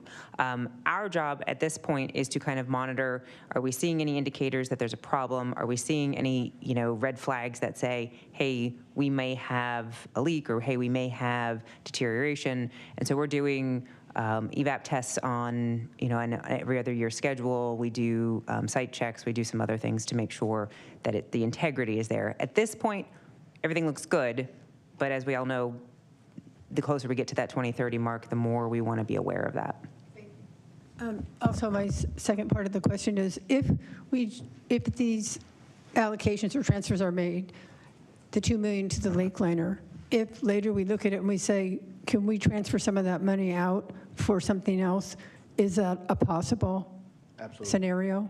Absolutely. So all of these are in the committed funds section, which is council committed funds. So they can be moved anywhere you'd like. It gives staff and us, as far as budgeting, if we know where things are going, so that we can plan for next fiscal year. That's why we're doing this now, so that we can. And thank you, Madam Mayor and Councilmember McMahon, for those questions. With that in mind, that we have that flexibility even afterwards, I would really like to suggest increasing the amount that goes to the lake liner, especially considering we have that flexibility. But also, as a reminder to my fellow council members, there's another conversation happening when we talk about streets, and I would really love to be able to tell the community in 2030, we saved enough money to replace the lake liner and don't have to ask you for money. That would be lovely. I know that's in my unicorns and rainbows world, but we can at least do what we can now. Any other opinions? Councilwoman? Yeah, thank you, Ms. Mayor. Even though there's some potential flexibility down the road, I think we should just deal with it tonight, because sometimes these things get lost and people forget, people didn't remember your guidance. I think we just make decisions and move on. There are so many priority funding items in this town that are screaming for money. You know, we even told the community choir and the community band, I'm sorry, go out and make a playbill and go business to business to raise your own funds. So we've been squeezing. We got a large bill with the community center. Would it be nice to allocate more money to liner? Absolutely it would. But this isn't the year and this isn't the time to do it. If the liner lasts, hopefully till 2030, you know, we'll just about be there. You know, I hate the thought of a bond, but, you know, if it came to like we need a $5 million bond, otherwise, you know, our town namesake is going to be gone. I think the people would be very generous and vote for that bond. So again, I'd just like to repeat my point that I'd like to just keep it at $1 million. If things change in the future, we can do more money, but I just see so many projects and so much skimping on what we're doing, and just parking all that money for something that might happen 7 years or 8 years from now. I'm just not there. Thank you, Mayor. Director Pock, I had a couple questions. The 4.9 million that would theoretically go to capital projects if we approve this, how does that compare to last year's transfer to the capital projects fund? That is a question I didn't anticipate. I'm sorry. Off the top of my head, I believe it was right around 5 million. So it's pretty much right on track. Yeah. Okay. If I'm wrong on that, I'll let you know in an email, but I'm pretty sure. Thank you. I'm sorry. If I knew in advance I'd ask the question, I would have asked it in advance, but it kind of came up.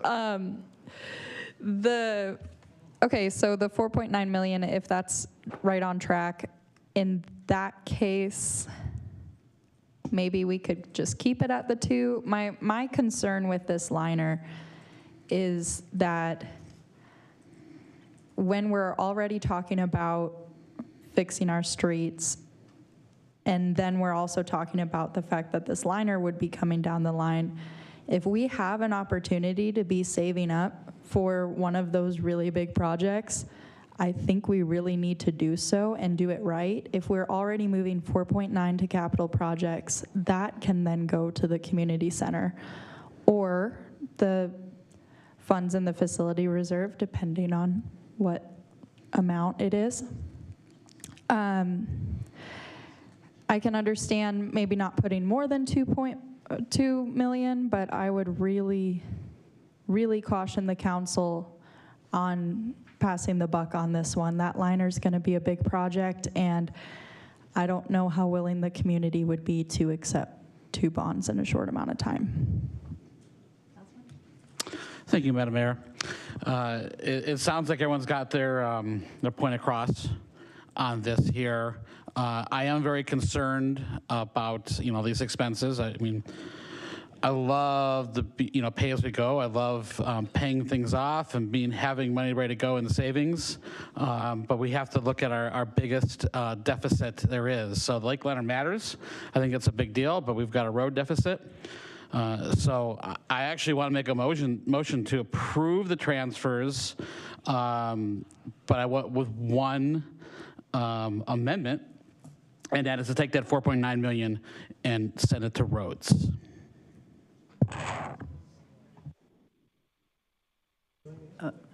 Well, first I'll say, is there a second? And then I think capital projects is for roads, right? I mean, we can use capital we can use that 4.9 towards some projects, can we not? So the policy, again, since HERF is our most restricted money that we receive. So all of that money goes into streets. So we have a policy on the order in which this is really going to, if you thought you didn't like governmental accounting, this is going to do it. But just basically an order in which revenues are spent. So anything that's spent on streets, sidewalks, traffic signals, signs, that sort of thing, should be spent out of the streets fund. If I will say, if you look, we've got $7 million in the streets fund right now. We just transferred another 4.2. Doing another 4.9 just to do another 4.9 doesn't give us the permission to spend 4.9, 4.2, or even all of the 7 that we ended last year with. So we'll leave that there. Okay, so the But motion, it's up to we council. didn't have a second on that particular, and then the motion that is kind of going with this item also includes the delayed start capital project. So if we continue to talk about that, that might clarify the other issues that we would be spending some of that money on. Correct. So if that's okay with you, we'll kind of move on, and then if you want to make another motion, we can do that. Thanks for the segue, Mayor. Yes, so as I mentioned earlier, during the final budget adoption, we had a chunk of projects that were delayed, that we were going to delay until we saw what revenues were looking like for the first quarter. We've done that. They're in line with what our projections are, over our projections in some cases. So here's that same chunk of capital projects again for you to consider approving moving forward with. This would come out of the capital projects, the SIP. Okay. That fund balance is there, so there is enough fund balance. The budget transfers that would have to go with this would come from our contingency first. So $2.4 million. Thank you. Is anybody prepared to make the motion as stated? I will move to approve as stated.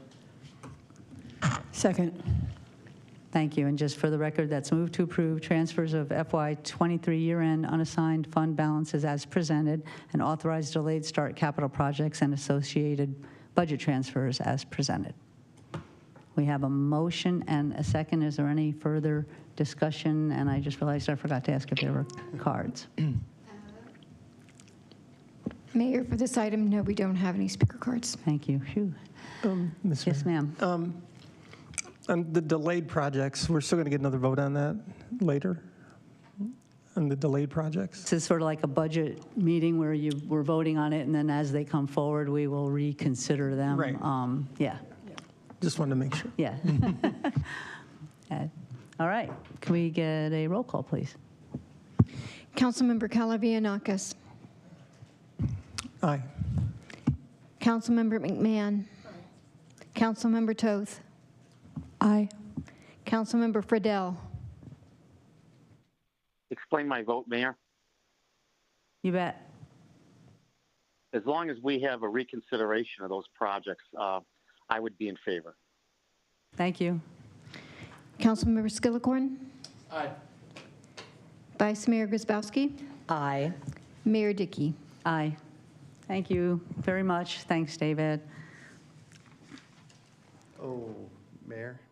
Ooh, uh-oh. I'm sorry, if I may. I didn't mention that a week from tomorrow, we're actually having our public outreach for fiscal year 23, kind of a wrap-up. It will be here in the council chambers at 5 o'clock.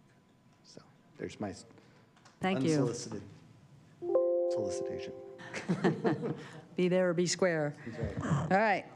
Our next item is about mobile food vendors. Everybody doing okay? Need a break? Do you want a break? Okay, we're going to take a couple minutes. Sorry, John. Thanks. Thank you.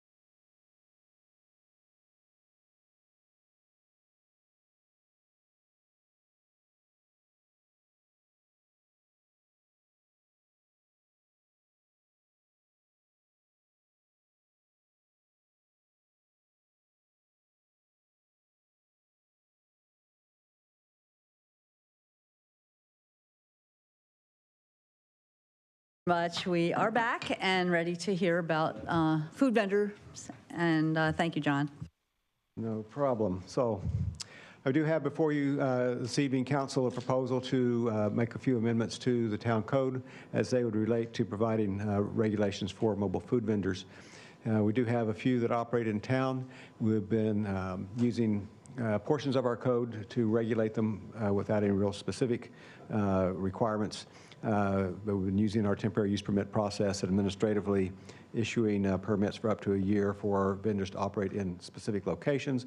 We feel it's time to actually get some specific regulations in place to address this use as it becomes more popular. So we are proposing two things. One is to add a new Article 8-7 dealing directly with mobile food vendors, but then also to make a change in 835 dealing with special events and as they might work with food vendors. So we'll look at that one first in the code. And so section 835D is where we're at. And this section is talking about special events and providing for vendors within special events. And so Section D provides for the minimum information needed by an organizer of a special event in terms of those vendors that are going to be there. Number 8 in the list states a requirement for the organizer to get the business's TPT. Moving ahead just a moment, in the mobile food vendor ordinance, we set certain requirements, excuse me, for those businesses in terms of, do they have their state license, have they had their fire inspection, do they have their local TPT and proof of insurance. Those things are required over there. We don't have anything, because we aren't requiring somebody just coming here for the special event to go through that procedure and get a license, because it's just, I'll call it a one-time thing, even though they may actually come to multiple events. They're coming as part of that event and otherwise not coming to town.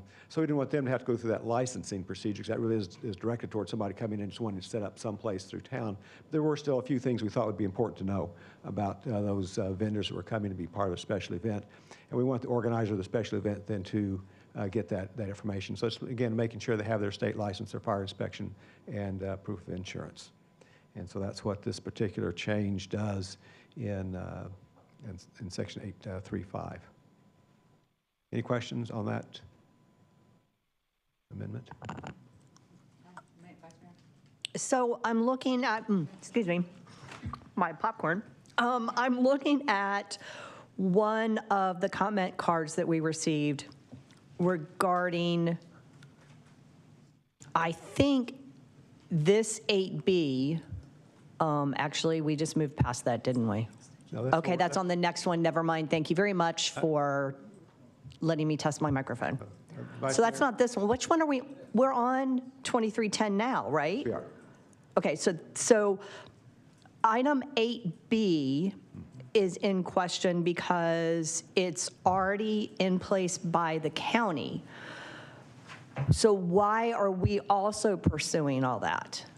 The idea here, again, Vice Mayor, is that when we have a special event going on in town, and that special event is including food trucks, we want to make sure that those food trucks have their proper licenses through the state, through the county. And so this is just asking or requiring the organizer of the special event to have those vendors provide that information to them, that they have these registrations. Oh, I always thought that that was common knowledge and that they already did that. Okay, thank you. Thank you, Madam Mayor. And this one, when I was reading through these agenda items, I thought this was a great balance, because this is a tough issue, because as someone who likes the variety of food trucks, I mean, it's always like, oh, what does that food truck have? What kind of, fun taco or whatever do they have? I find that quite a bit of interest in that.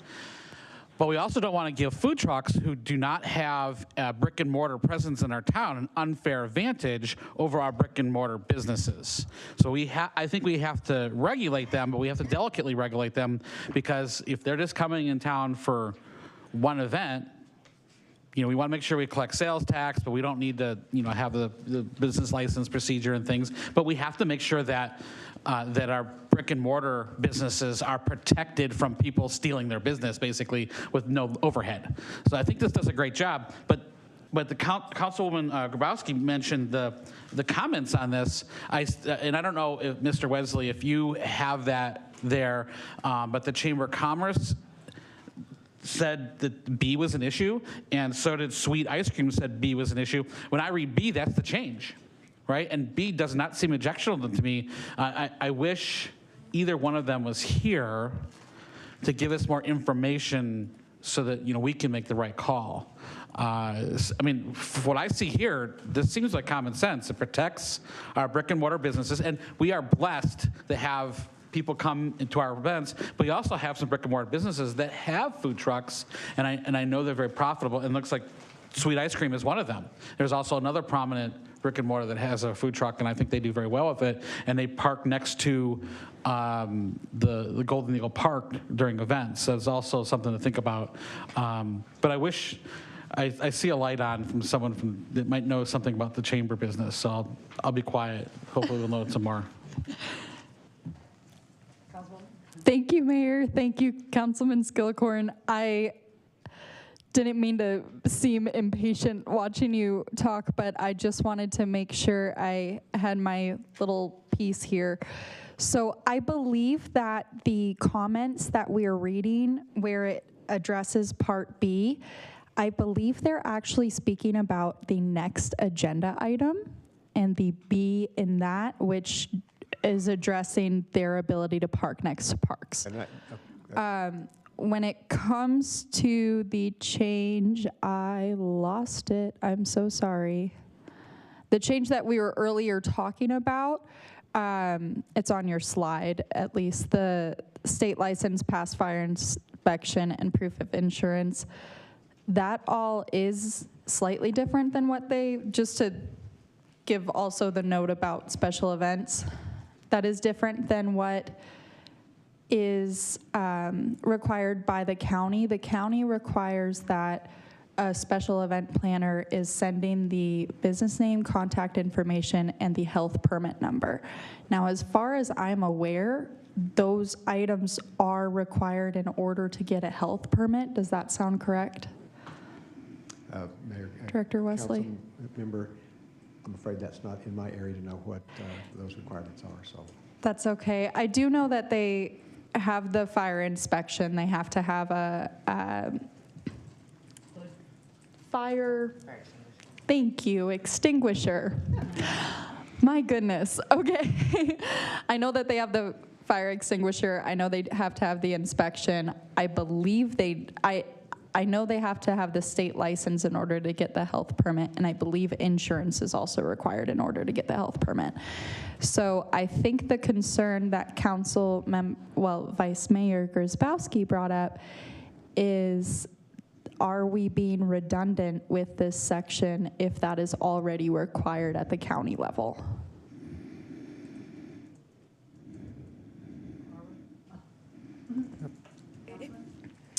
Thank you, Madam Mayor. Well, I thank you for answering my concern about 2310. To address a little bit of that, that paragraph isn't all about county health inspections and county licenses. It specifically lays out, TPT and such. So that is pertinent to Fountain Hills. I'm okay with it. I'd actually like to make a motion as to approve it as drafted. I have a question, if you don't mind. Okay. Betsy, the Chamber of Commerce person, she's concerned, it says with the Sweat ice cream truck, won't be able to serve their youth while playing at the parks if we pass this. So, next item. Oh, okay, I'm sorry. actually, yes. Well, Mayor, and they're actually interrelated here, and I will talk about that piece in a minute. Do we have any speaker cards? Because we have a motion and... Yeah, and I appreciate that. I haven't been into the Section 807 yet at all. So depending on where council wants to go, I do have a couple of possible tweaks to the rest of the ordinance, so that I would like to discuss. So the rest of this ordinance does then create the new Article 8-7 for the mobile food vendors. The first section establishes the purpose. Section 2 sets some definitions. The main ones to keep in mind here, a mobile food unit is your typical food truck that will go park somewhere, and people come up to it while it's parked there, and it's preparing different types of food. Here, one potential change is included in here. We got some feedback on this from Councilmember McMahon, suggesting we add or unenclosed to the definition, so it's not just enclosed trailers. We could have unenclosed trailers. And so if that's acceptable to the council, we would make that definition change. And then the other one is the mobile conveyance unit, a fancy term again for the ice cream truck. So the difference here between the mobile food unit is the broad title for any type of food vendor, mobile food vendor. But the more specific, if you're going from driving down the street and somebody flags you down to stop and give them something, again, like the ice cream truck, that's a mobile conveyance unit, or that's the person with a bicycle, or the person with a hand cart, push cart, that's a mobile conveyance unit. So that's the difference kind of there. And so some of the regulations later on deal with mobile conveyance units a little bit differently. Then going on in the definitions, another one we have in there, right-of-way. It was suggested that we add sidewalk in there, just make that clear, because there are other places where we talk about the sidewalk, but it's not mentioned here. And so it seemed reasonable to make that adjustment in the definition from what was in the packet. Moving on, then requiring that the vendors provide state license to meet those licensing requirements. Then we set up some town licensing requirements. Again, we exempt from these requirements anybody that's just coming for a special event versus somebody who's planning to operate outside those events. And so this section then lists those requirements. The license would be valid for 1 year. And again, goes on to provide some of the process for that. And based on our current fee schedule for similar type activities, it'd be a $250 fee for that 1 year license. Section 5 deals with violations and revocations and how we would handle those. Section 6 then gets into the real meat of the ordinance for what people will see, and that's operational requirements. And so the food vendors need to comply with this and comply with the fire code. There's provision there about handling trash and debris, about noise, both in terms of having any loudspeakers that project any noise, and also the generators associated often with these trucks, that they are maintaining good order and screened as necessary, providing for a safe environment around the unit. If they're on town property, providing proof of insurance. And then we get into locations. So state statute a few years ago preempted cities and towns to some degree with regard to this type of use. That's one of the reasons that we're talking about this evening. Legal parking spaces within the town are, mobile food vendors can use those by right, basically through the state. We're able to put on some regulations, such as what we're doing tonight, but we can't prohibit them from using a parking space in the right-of-way.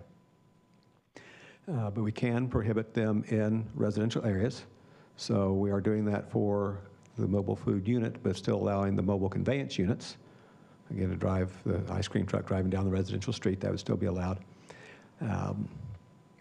And then otherwise in commercial industrial areas, in any legal parking spaces, that's where the food trucks can set up. In other locations, if you're on town property, you'd need town approval or be part of a special event.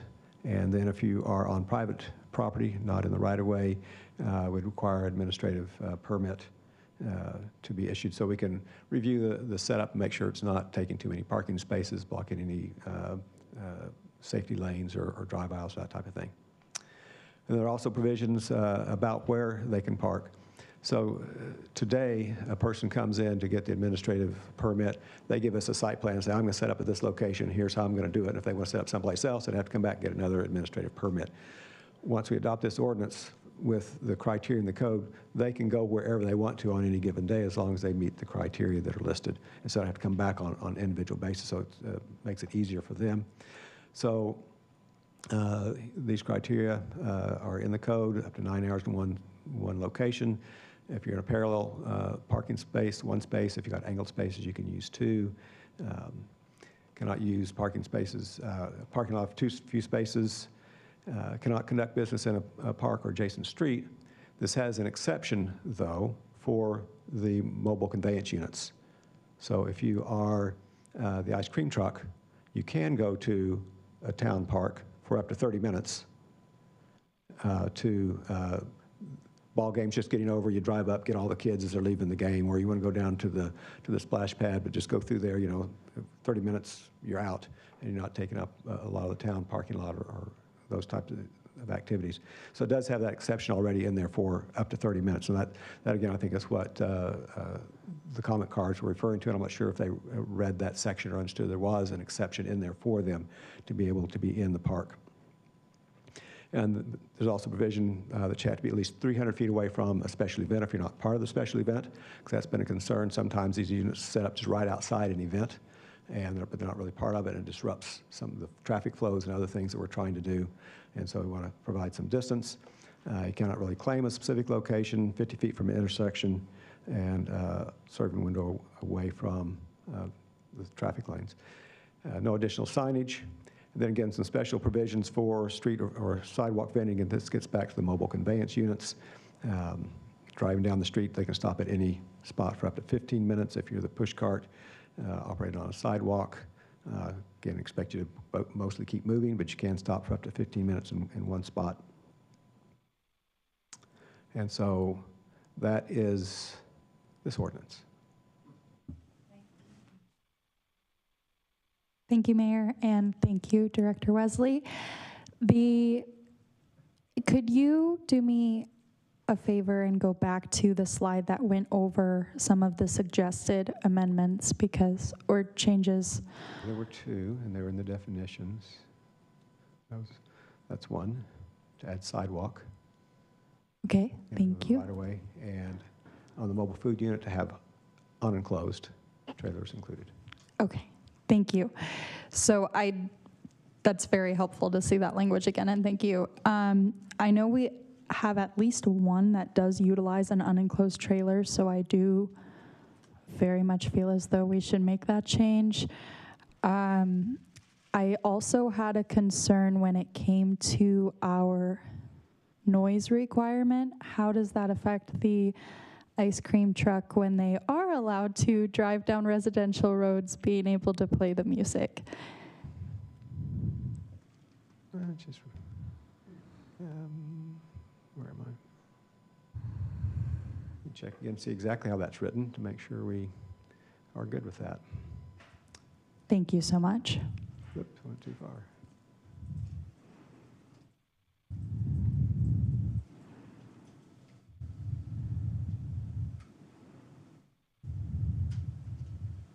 I have to remember exactly where that was in the code. It was right here. Hi.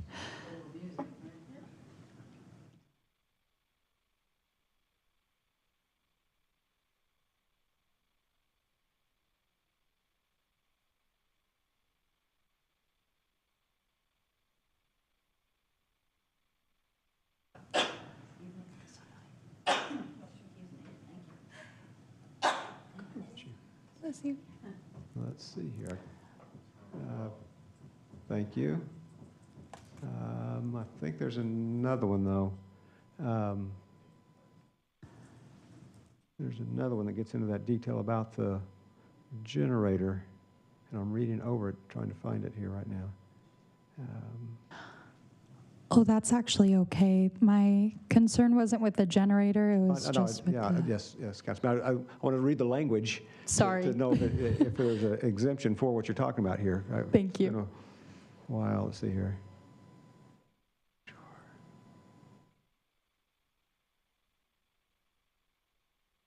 Oh, here it is, right here. E, okay.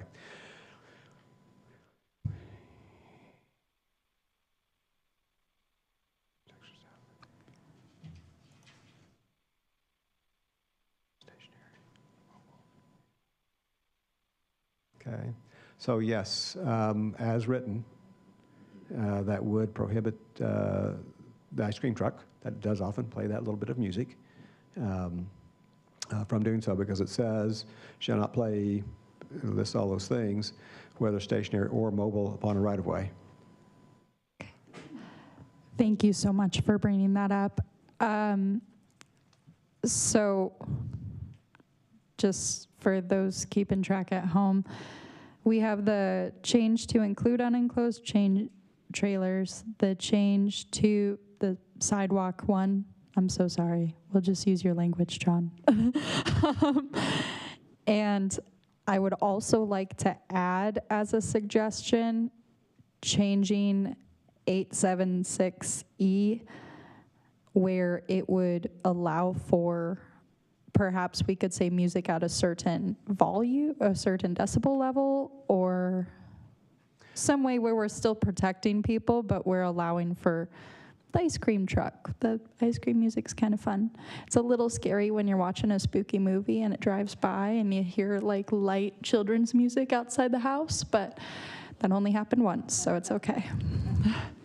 Mayor, council members, certainly the easy thing to do would be to add except mobile conveyance units in here, so that would limit it to that type of activity. I'd be more challenged right now to come up with a decibel level or anything like that, particularly since other places in the code we've gotten rid of decibel limits as a measure, and being able to do that we've determined is a challenge. But if the council is comfortable with it, we could just make that blanket. Could it be exception. self-limiting, because the conveyance ones can only be there for a certain amount of time? Yeah.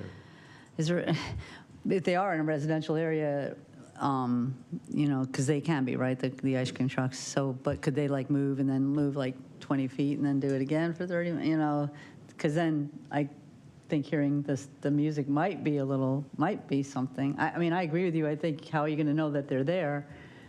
Right. But this is a special event, right? Mayor? Oh, yes, Jerry. Mayor? Yes, go ahead.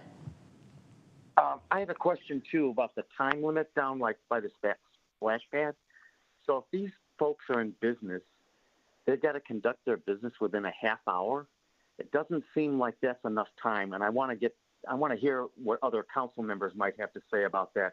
And if that's the case, would they be able to move and then have another half hour, or can we extend that half hour? It just doesn't seem like on a hot summer day when there's kids running down by the splash pad, that's just not quite enough time for them to do their business down at the splash pad. So I'd like to see that extended somewhat if we can.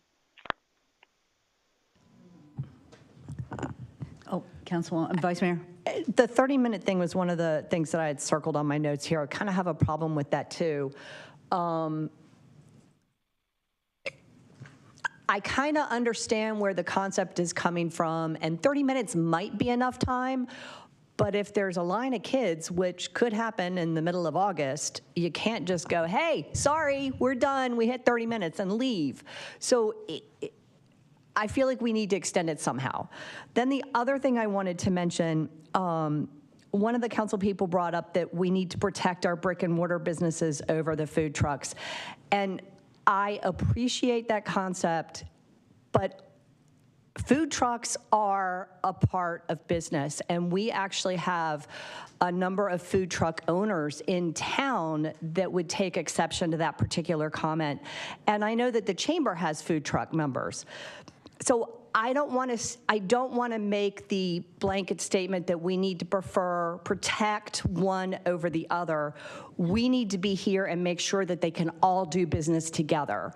That being said, that would be another reason to allow them in the park areas over asking them to be on the streets, is because that would get them away from some of the other Main Street brick and mortar restaurants. They would have an opportunity to go hang out at the park.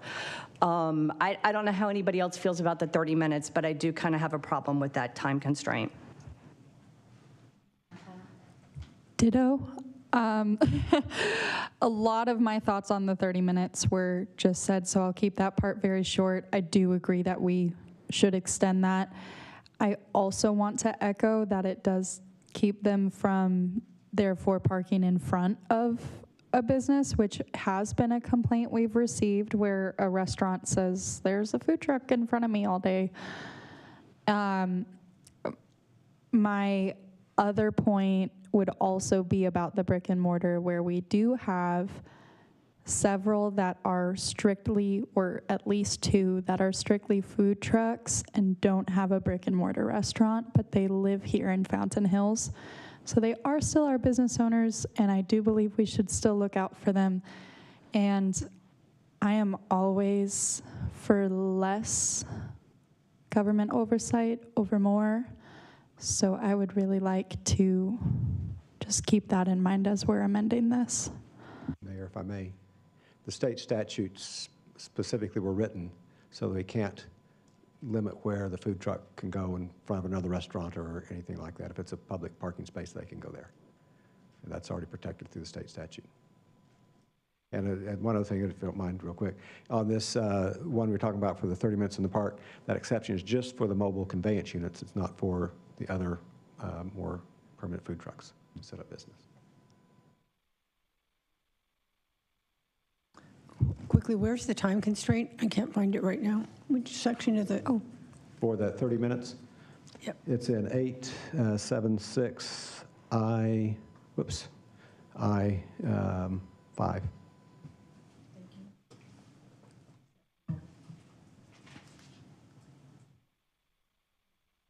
So this 30 minutes was a little bit of a negotiation with our parks folks. So I don't know if Kevin really wants to come up and talk about it or not, as you're talking about extending the time, but I'll give him that opportunity if he wants to. Councilwoman, Hannah, did you have more? I'll let Kevin take it for now. Mayor and council, so a couple things that make this a particularly tough question to try and find the right way to go. One is the size of our parking lots in our parks and trying to get people into them, and then having a truck parked in there serving food takes up at least 2 spots, if not 3 or 4. And then you have lines of kids that are now in the parking lot standing out, potentially out into the area where cars are now driving. And so we're adding some risk into this as well. The other thing, as we talk about having them there instead of in front of a brick and mortar, at Fountain Park, for example, we do have a yogurt place that I'm sure would rather not have the ice cream trucks come in. That doesn't mean that one's better or worse than the other. It just, now competition's driving into their backyard, so to speak. And then as far as when we start looking at the times of how long that we're allowing them to be there, so if they're there for an hour and now you have a line, then does it make it okay to be there an hour, 2 hours, 3 hours?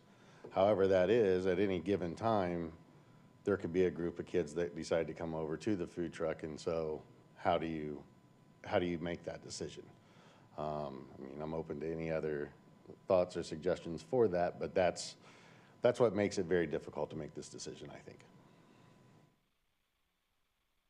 Thank you for coming up without notice. My question would be, do we have a significant number of examples, like if that was a Little League tournament or whatever it might have been, of the food truck causing an issue when it came to parking in our parks? I would say that would be a significant issue any weekend when the splash pads open, the playgrounds are being used. We have pretty full parking lots. Anytime we have tournaments, all 3 of the parking lots at Golden Eagle are full to relatively full, just with the tournament users. You're talking having 8 teams plus 8 more teams that are waiting to come into play in that transition time. So you're talking a whole lot of cars, and why we allow parking on the street on Golden Eagle is because there's not nearly enough parking to handle the tournaments. I do completely see your point on Golden Eagle. I remember the Little League days. dad all mad trying to find a parking spot, you know. I think my main concern, and I have two main concerns. One is when we say that we are just accepting mobile conveyance, that basically means ice cream truck or like a snack, not, okay, can you help me with what conveyance means? That's the type of vehicle. So that could be anything that's in a self-contained unit, correct? That's not a trailer. Okay.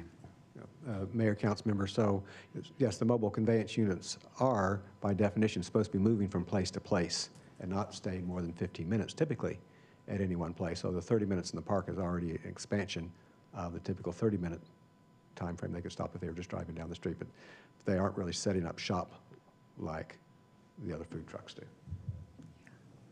Thank you. Okay, so that quells my one concern, and thank you.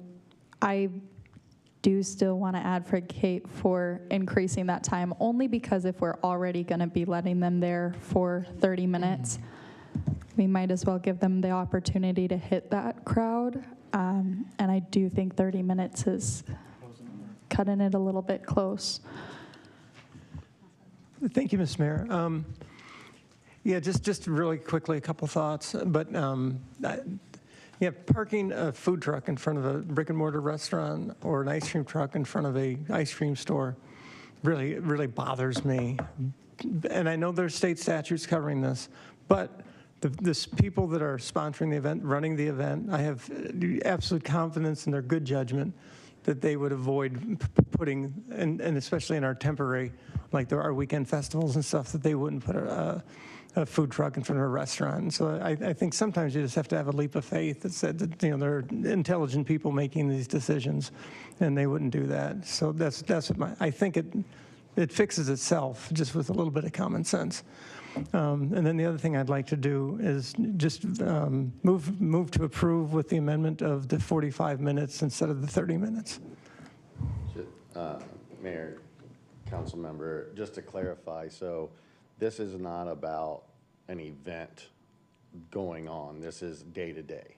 So this could be anybody coming in at any time, not an event organizer or the town making a choice. Yeah, we're kind of doing two agenda items at once, and we're all kind of taking a bite at the apple. So Could I wait? I just wanted to get ahead of it like everybody else did. Can I just see if we have any cards? Because once we make a motion, I'm not supposed to take cards. Mayor, we just have the cards that are in your packet. Okay.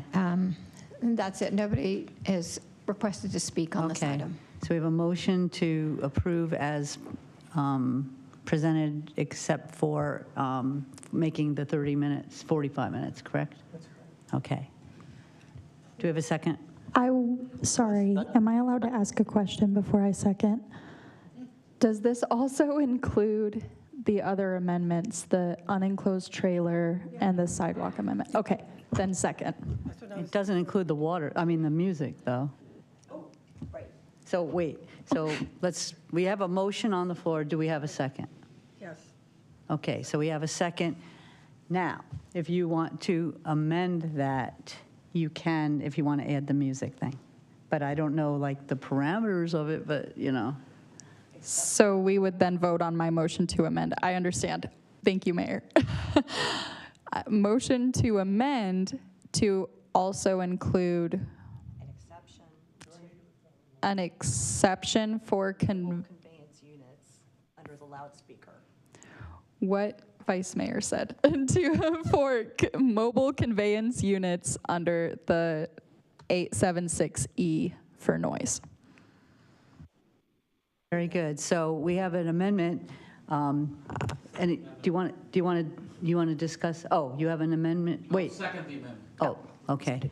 All right. So we could vote on the music, and then we can vote on the whole shebang. So let's take a roll call on the amendment, please. Let's have some music. Dun, dun, dun, dun. No, I'm just kidding. Councilmember Friedel. Aye. Councilmember Skillicorn. Pro music, yes. Councilmember Kalavianakis. Aye. Councilmember McMahon. Councilmember Toth. Aye. Vice Mayor Grzybowski. Aye. Mayor Dickey. Aye, thank you. Any further discussion on the main motion before we take a roll call on that? All right.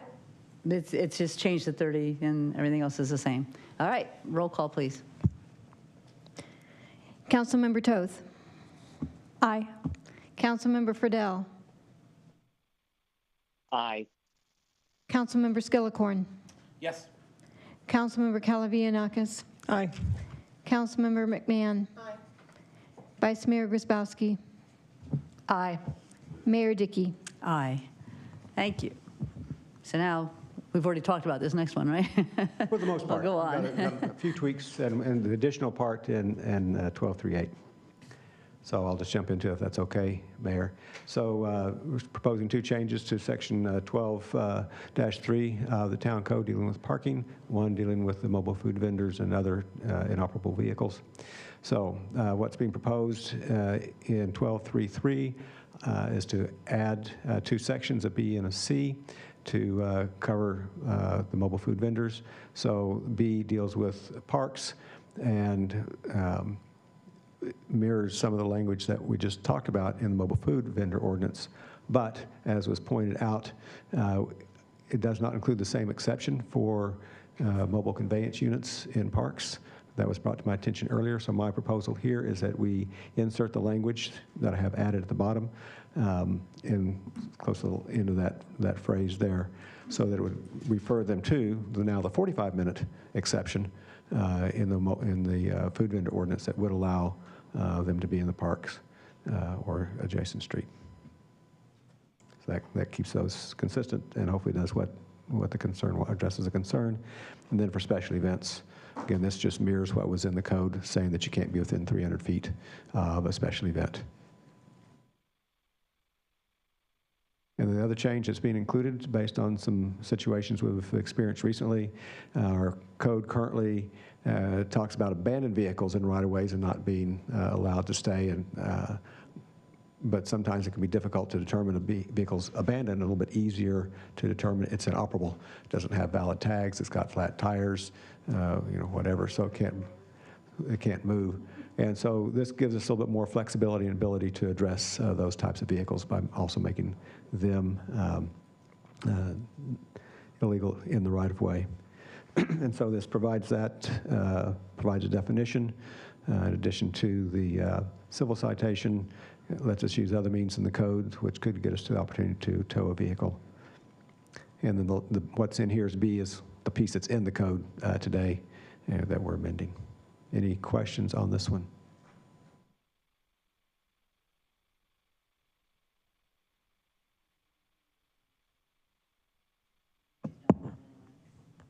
No, Mayor, we don't have any cards. The ones that are in the packet, I believe, address both 9 and C.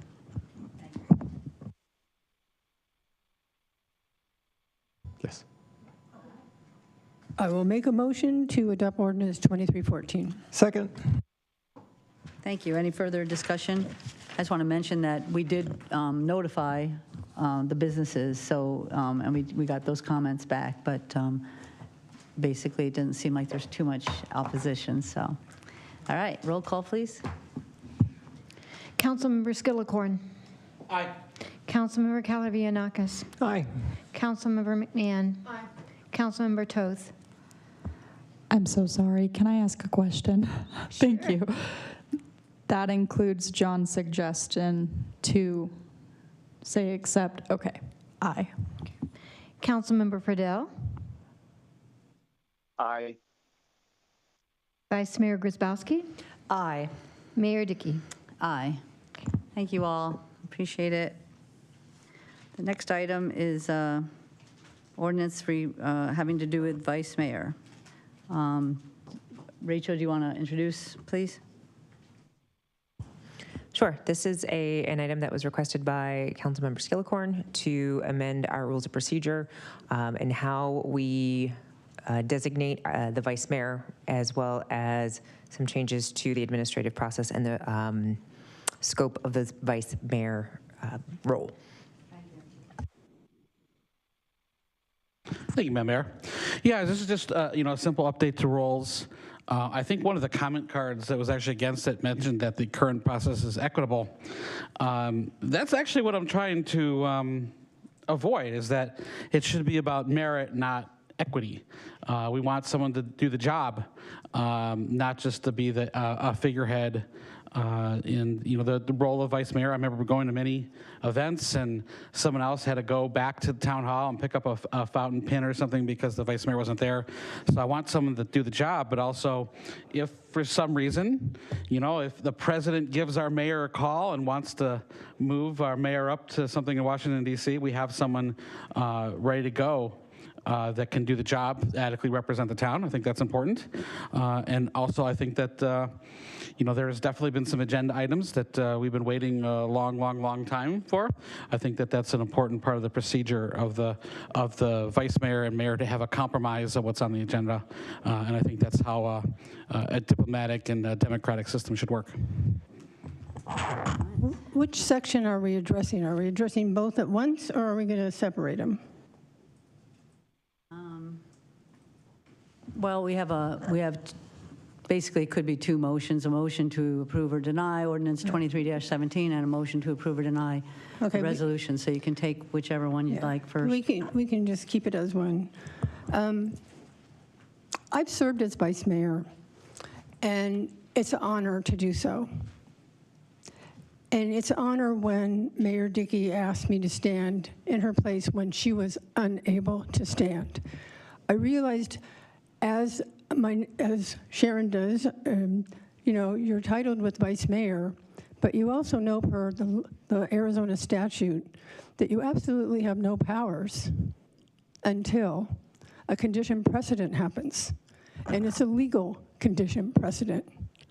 And you only have powers as a vice mayor, if you want to even call it powers, is if and when the mayor is unable to act, period. It's Arizona statute. It's what every city and town follows. So in essence, the mayor is not in being until that condition precedent happens. So how can you arbitrarily give the vice mayor, who has no power to co-author or approve the mayor's agenda selections? It doesn't make any sense from my point of view. I think it's a power grab. I think that your comment about it's taken forever to get items on the agenda is misplaced, because we all look at this agenda. There are a lot of items on it. There's a lot of items coming up. And it's not because the mayor personally doesn't want them on the agenda at a certain time or place. It's because there's so much that the staff is doing and that we're looking at. We can't just dogpile and not have adequate discussions about them. So I disagree with you. I think this is a power play, and I don't think it's appropriate. And I would really also hate to see a change in our unique way that the vice mayor is selected and rotated. I look at you, I look at Brenda, and I look at Councilmember Toth. And I think it's really important, after serving for 3 years as a council member, that each of you have the opportunity to work with the mayor and stand in her stead in case she's unable to do so and when she asks you to do so. And to think that it is unequitable, I just don't understand that way of thinking at all. So I am not at all for any of these changes that you're proposing. Thank you.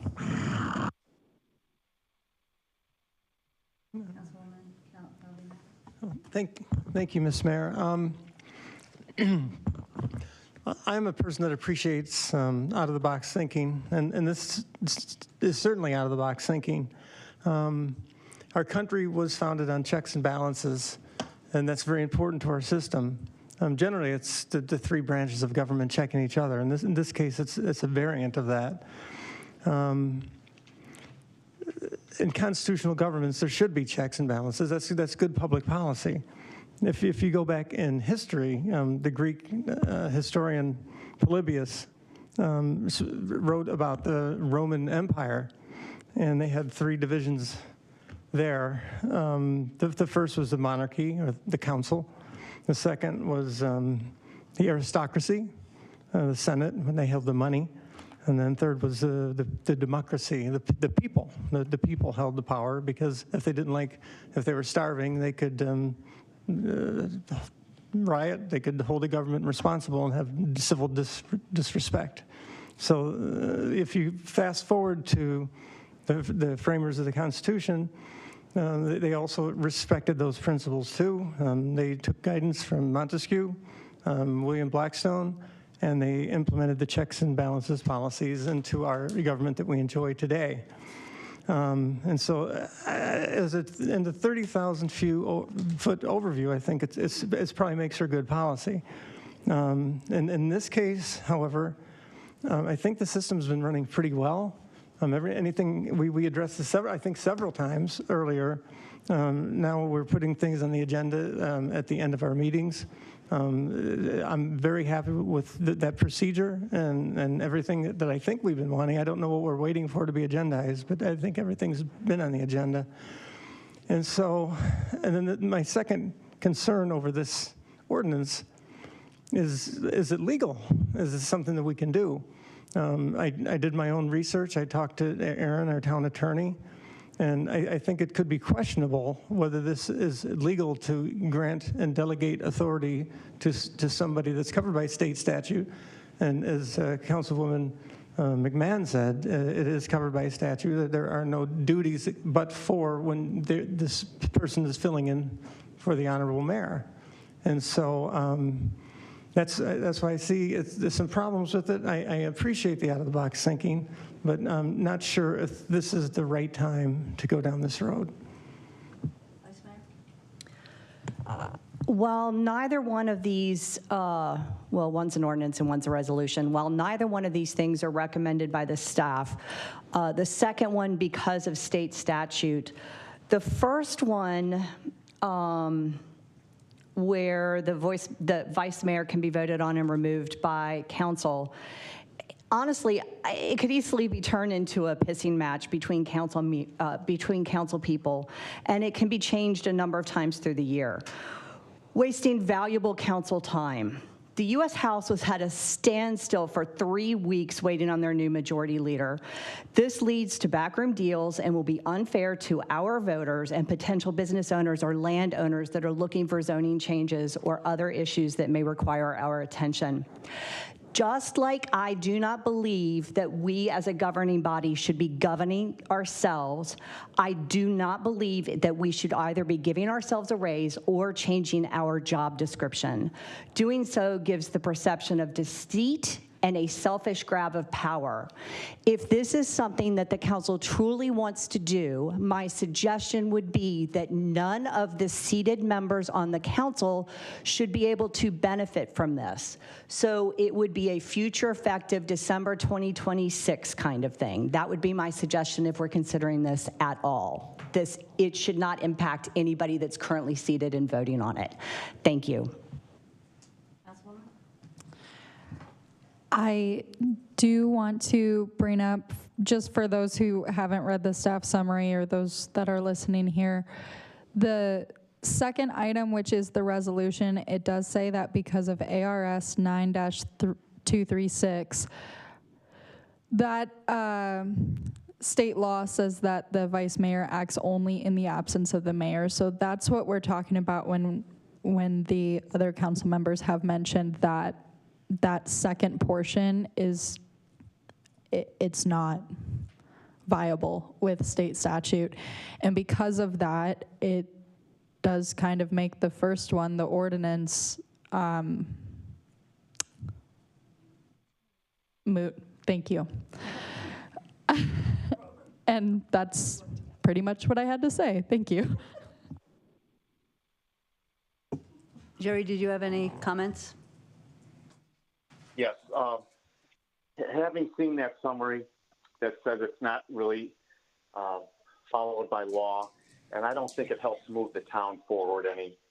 I like the traditional effort that we've had with the vice mayor role going back many, many years in this town. So I would not be in favor of it. Thank you, Jerry. Council, I was going to see if we have any speaker cards. Do we have any speaker cards?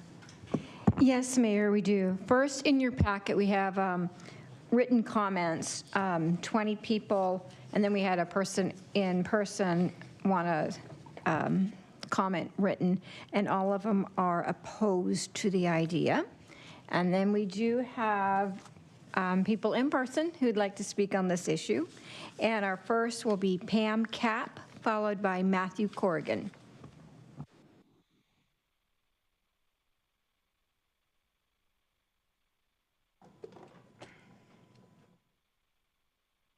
Good evening, Madam Mayor, council members. My name is Pam Kapp. I've resided here 7 years now. When we have a council with a majority bloc that refuses to listen to its people, they write legislation that benefits themselves, not their constituents, like the way the ethics violation complaint procedure was changed. Nothing was wrong with the ordinance. The only problem was more citizens were filing complaints. So the answer was to change the ordinance to make it more difficult to file a complaint against an elected official. It benefits the politician, not the people. Just like we have here regarding the vice mayor. First, let's ask what's wrong with the process. Right now, each council member gets a chance at vice mayor based on the final vote tally of their election. Councilmember McMahon handed her vice mayor off to Council Grzybowski, and she will hand hers off to Councilmember Friedel, then Council Members Kavalianakis, Toth, and lastly, Skillicorn. Having a voting block, just like we have now, can control that seat just by voting repeatedly for the same council member or party. This would block others from voting, from taking this position. Now, why control a seat that essentially is a procedural courtesy and provides for the vice mayor to step in only in the mayor's absence? Skillicorn's amendment includes just that. Skillicorn wants the vice mayor to have the final say on the agenda. According to the way Skillicorn wrote the procedure, now the mayor must set the agenda with the consent of the vice mayor. Talk about power grab.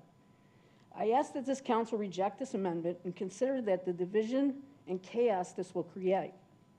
Right now, we are divided because of the bond defeat in national politics. Please bring us together. This amendment is overreach at its finest by Councilmember Skillicorn. It's a way to play games with what will go on the agenda, and it's a title he should have to wait for like everyone else has before. So I ask you, please vote no. Thank you.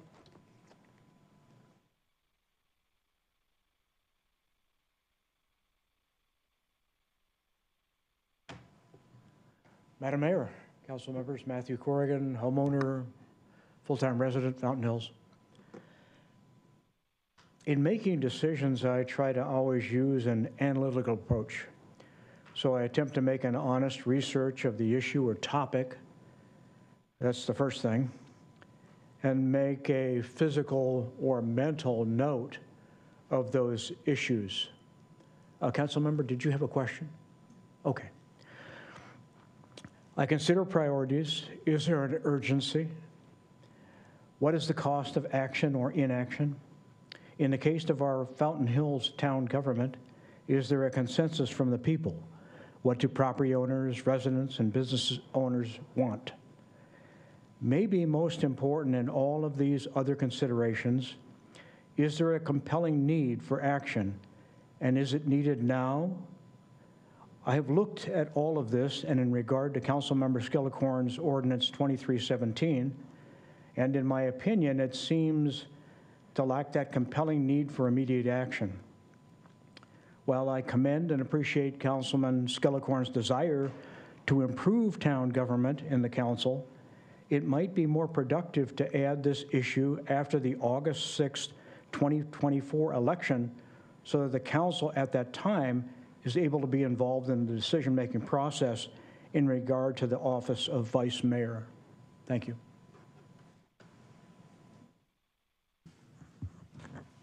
Okay. Are there any other comment? One more. Oh, I'm sorry. Jean Selecta.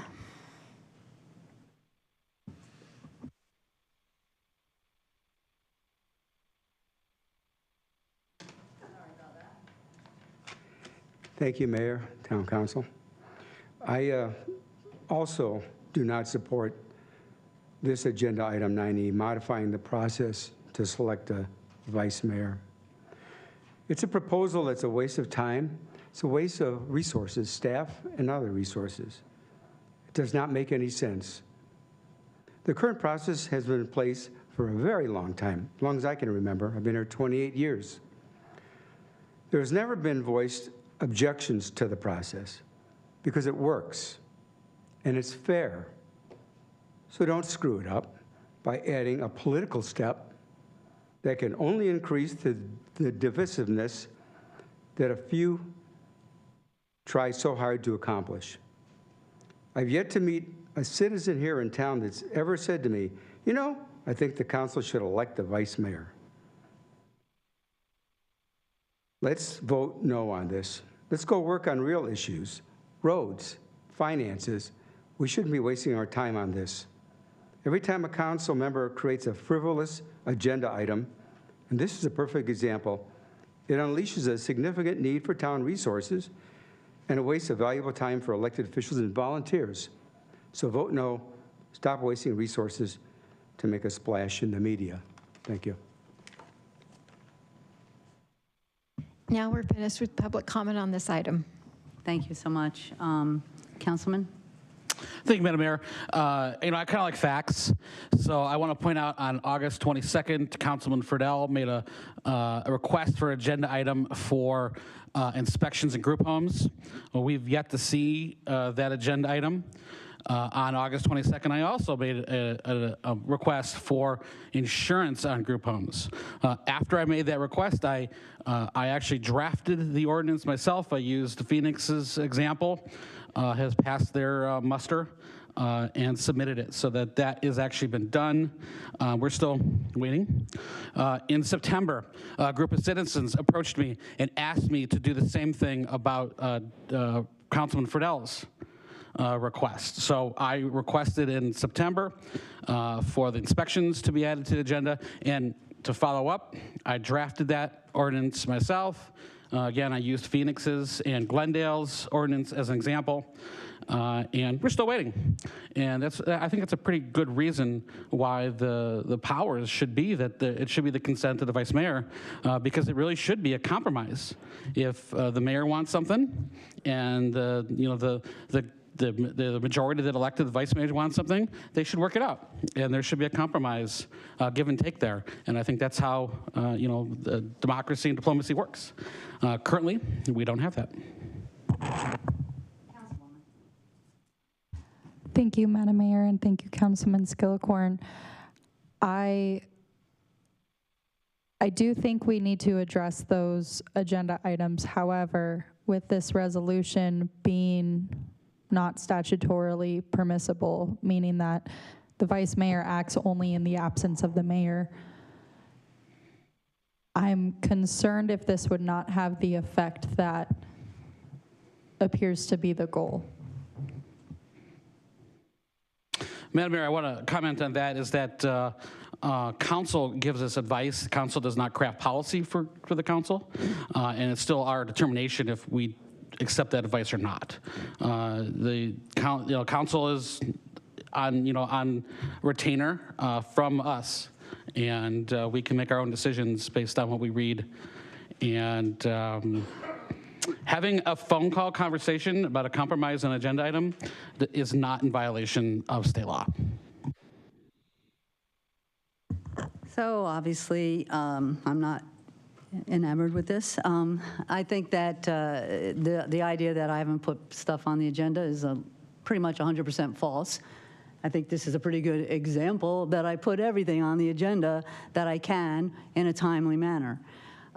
Those items you talked about, first of all, yes, he did request, Councilman requested the group home thing, and it's on the next agenda. And when you redid it, that didn't change a thing. It was already planned.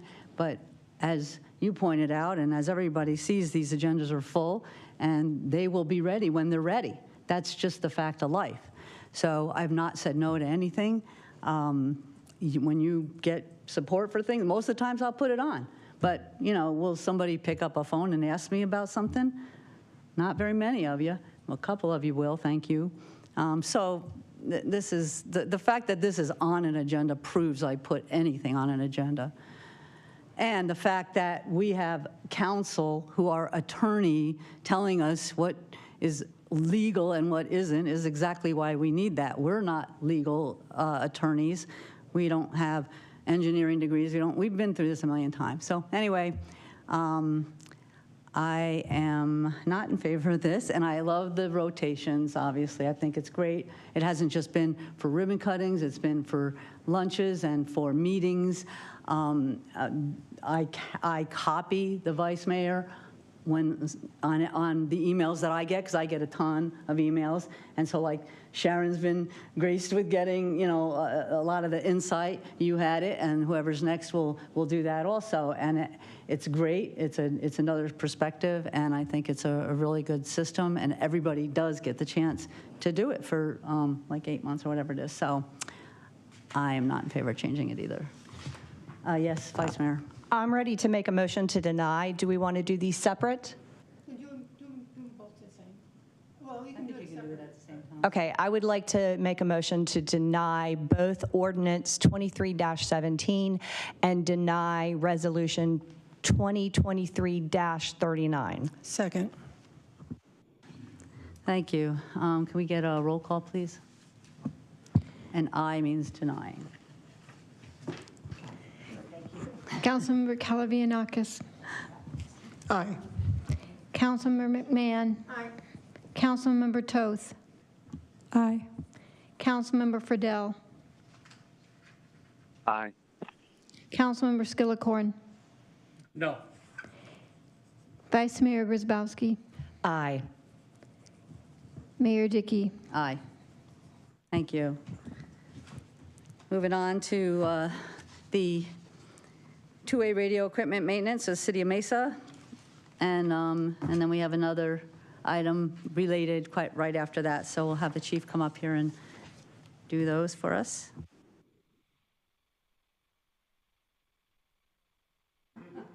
Good evening. Welcome back. Oh, yeah. Hopefully I'll be giddy until I retire in a couple of years, but it truly is a passion, and I do appreciate that. So I think the item is the maintenance agreement with the City of Mesa, and it's really more of a formality. Ordinarily, it probably would not have brought something of this level to the council for approval, but just so that we've got kind of transparency that Mesa is a big supporter of ours moving forward with this. They've got the technology and the personnel to be able to back us up and provide another level of service to us as far as the two-way radio communication goes. That includes working on portable two-way radios, the two-way radios that are part of the in the fire trucks, as well as the station package and the radios that are part of that. So their cost per hour is a little bit less, and probably the availability of their technicians is a little bit better than what Motorola provides for us. It doesn't mean that from time to time we won't be going to Motorola to do some services on the portable radios. But if there's any questions, I'd be happy to answer that. It really just establishes the fact that we allow them to come into the town buildings and work on the town property, as well as establishing a hourly rate, competitive hourly rate, I might say. Do we have any comment cards? Yes, Mayor, we do. But they're all written comments. We had 16 prior to the meeting submitted, and then one here at the meeting. All of them are for this contract, but none of them wish to speak on it. I'd like to move to approve the two-way radio equipment maintenance agreement with the City of Mesa. Second. Second. 2 seconds. Can we get a roll call, please? Yes. Councilmember McMahon. Aye. Councilmember Toth. Aye. Councilmember Friedel. Aye. Councilmember Skillicorn. Aye. Councilmember Calavianakis. Aye. Vice Mayor Grzybowski. Aye. Mayor Dickey. Aye. Thank you. You're still on. Thank you. If I could roll right into the next item. At one of the retreats, I think I kind of had the whole, it was a couple of bubbles that kind of showed the interaction between the MRDC, the TRWC. It's a little bit of the chicken before the egg.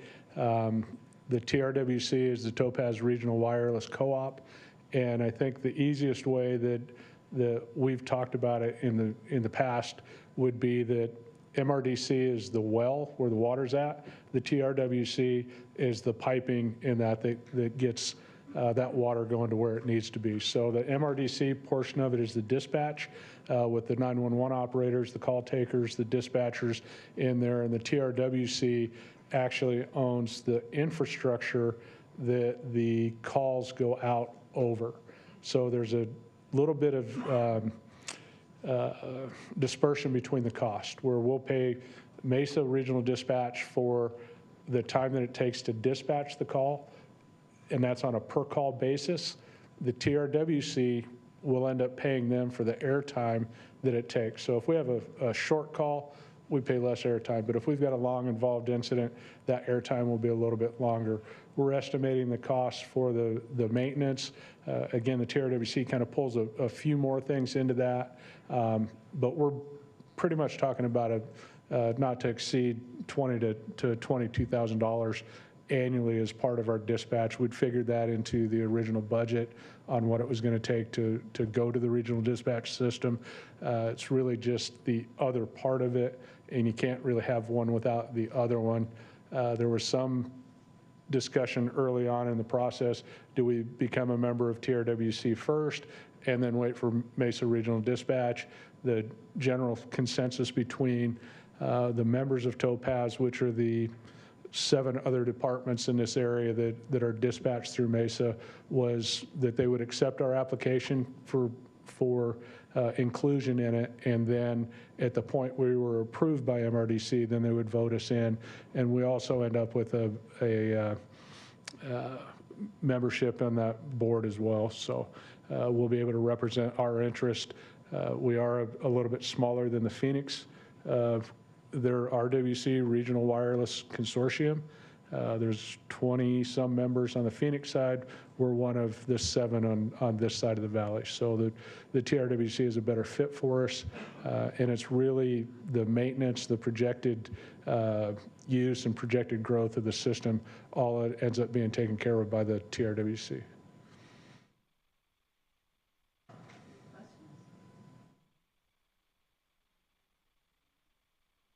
I'd just like to move to approve the IGA with Topaz Regional Wireless Cooperative. Second.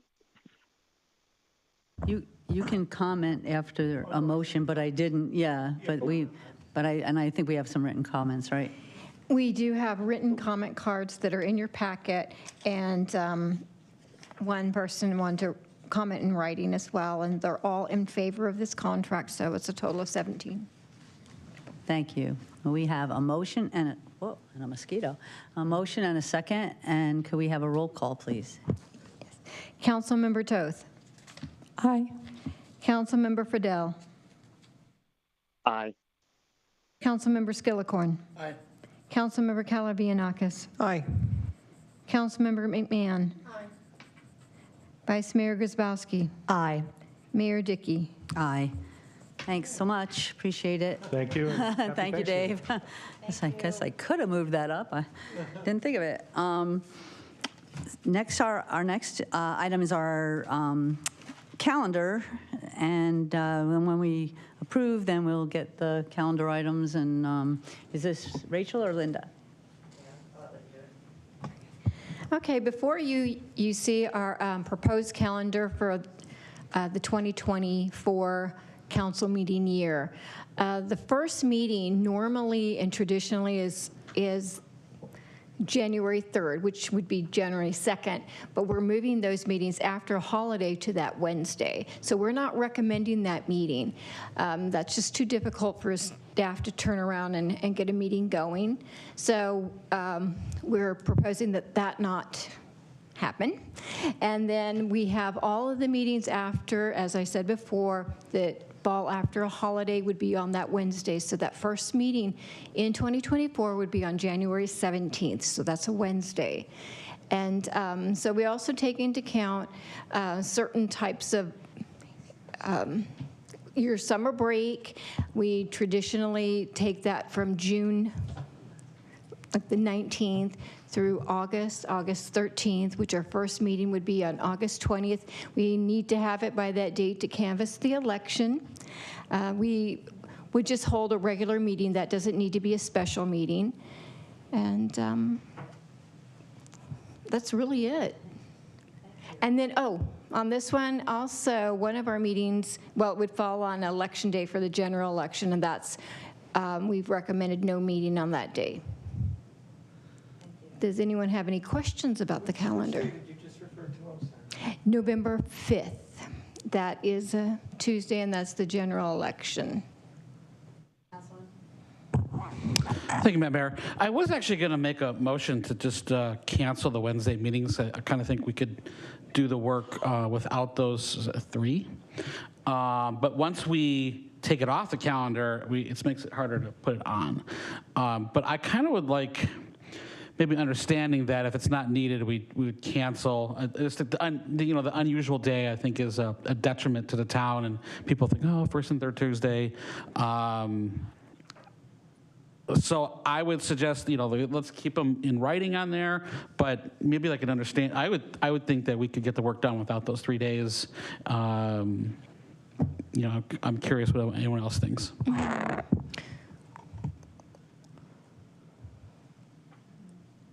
So you would say you don't want to have a January 17th meeting, and then we would have no meetings in January, and then you don't want to have February 21, and you don't want to have, there's another one somewhere. It should be the Labor Day, Yeah, the Labor Day. 9/4 meeting. Right. Well, I would suggest leaving them on because it's difficult to schedule a meeting, but maybe the understanding that, if we could work hard, we could do without that meeting. Well, let's just vote on this as is. Do we have any other comments or questions? And no keep that speaker in mind. cards. Brenda, sorry. Thank you, Ms. Mayor. This is really taking me by surprise because I think I've talked to you, Rachel, and I think you, Ms. Mayor, about the meeting being on January 3rd. And I'm surprised that we're removing that. I think that we could maybe limit the number of agenda items and make it a lighter meeting, but I just hate to only meet, we have the whole Christmas break off. The next meeting is January 17th, and to conduct no town business for that long a period of time, I find that unsettling. Well, we don't have a Christmas break. We're meeting on the 19th, correct? Correct. I think that's, and actually that was a change to this year's calendar, is generally there's only one meeting in December, the first meeting in December, with the second meeting being postponed, and then resuming after the holiday, and we're coming back in January. After some discussion at the staff level as well as with the mayor, it's more difficult to get contracts and items approved and reviewed during the Christmas window in order to have them prepped and ready for that agenda on the 3rd. It's actually more beneficial and it's more effective for us to do that second meeting in December and try to complete as much business leading up to the break versus trying to come back quickly afterwards. It also affects, there's often a lot of leave during that time, vacations and whatnot, not just for the staff, but for our vendors and other people that we rely on to get those details back, whether they're contracts or other things. So there was a logistics discussion there, and it's reflected actually in next year's calendar as well by adding that second meeting in December back to the schedule. I think those will be decided on what those days fall on. I mean, if Christmas is the Wednesday and the 24th, then we wouldn't have a meeting then. And if the first meeting in January is the 7th, then we probably would have that meeting. So this would literally mean agenda prep between Christmas and New Year's. So that's why we took that one off. Okay, thank you for the explanation. And the only other thing I would say is on the 20th of August, we would not just have a meeting to canvass, it would just be a regular meeting, our first meeting for after the summer break. So I would suggest making that change. Correct. All right. Any other comments? Did we have any speaker cards on? No speaker cards. All right. I was just going to move to approve as written. Yes, please. Second. All right, roll call, please. Councilmember Friedel. Aye. Councilmember Skillicorn. Aye. Councilmember Calavianakis. Aye. Councilmember McMahon. Aye. Councilmember Toth. Aye. Vice Mayor Grisbowski. Aye. Mayor Dickey. Aye. Thank you. Our next item, we did have some people speak about the garden and Park Place, water mitigation, so I think that's going to be something that we'll see. There were other items that were brought up that I didn't jot down in time, so, but that's, was there anything that you all heard from speakers that need to be brought back? Okay. Our next item is future agenda items. Councilman? Madam Mayor, there's two items that I would like to add the wireless contract, that agenda item to send it to planning and zoning, so it's transparent. And also, I would like to have an agenda item on the storage lots, how we're going to utilize those. I'm sorry, I don't understand the first one. You want us to agendize that we're sending something to P&Z? I want an up or down vote about sending it, the work products, to planning and zoning, so planning and zoning can work on it transparently in front of the people instead of behind closed doors in secret. It's not a secret, and we don't look at something before we send it to planning and zoning. They look at it and they send it to us. Does he have support for this item? No. It's backwards. We are doing it, and you know that we're doing it. We just have to do it properly. The other item you want to see was you want to talk about our historic site. Lots? The storage lots where we have. Oh, storage. Oh. All right, well, I'm assuming we're going to do, you mean the storage lots that people talked about on? The Brown comment and. Okay, and you know, we already did discuss this at length, but does anybody want to support that? Nope. Sorry, Mayor, I just had a question. I believe when we last discussed it, we did ask Mr. Weldy to explore alternatives. Were we already planning on an update on that in the future? Yes, and we talked about hiding it and landscaping and things like that too. So yes, but we, we'll bring it back when you're ready, right? Okay. I don't have a date for that yet, Mayor. We're working on some solutions. All right. Thank you. Anything else? Thank you. We're adjourned.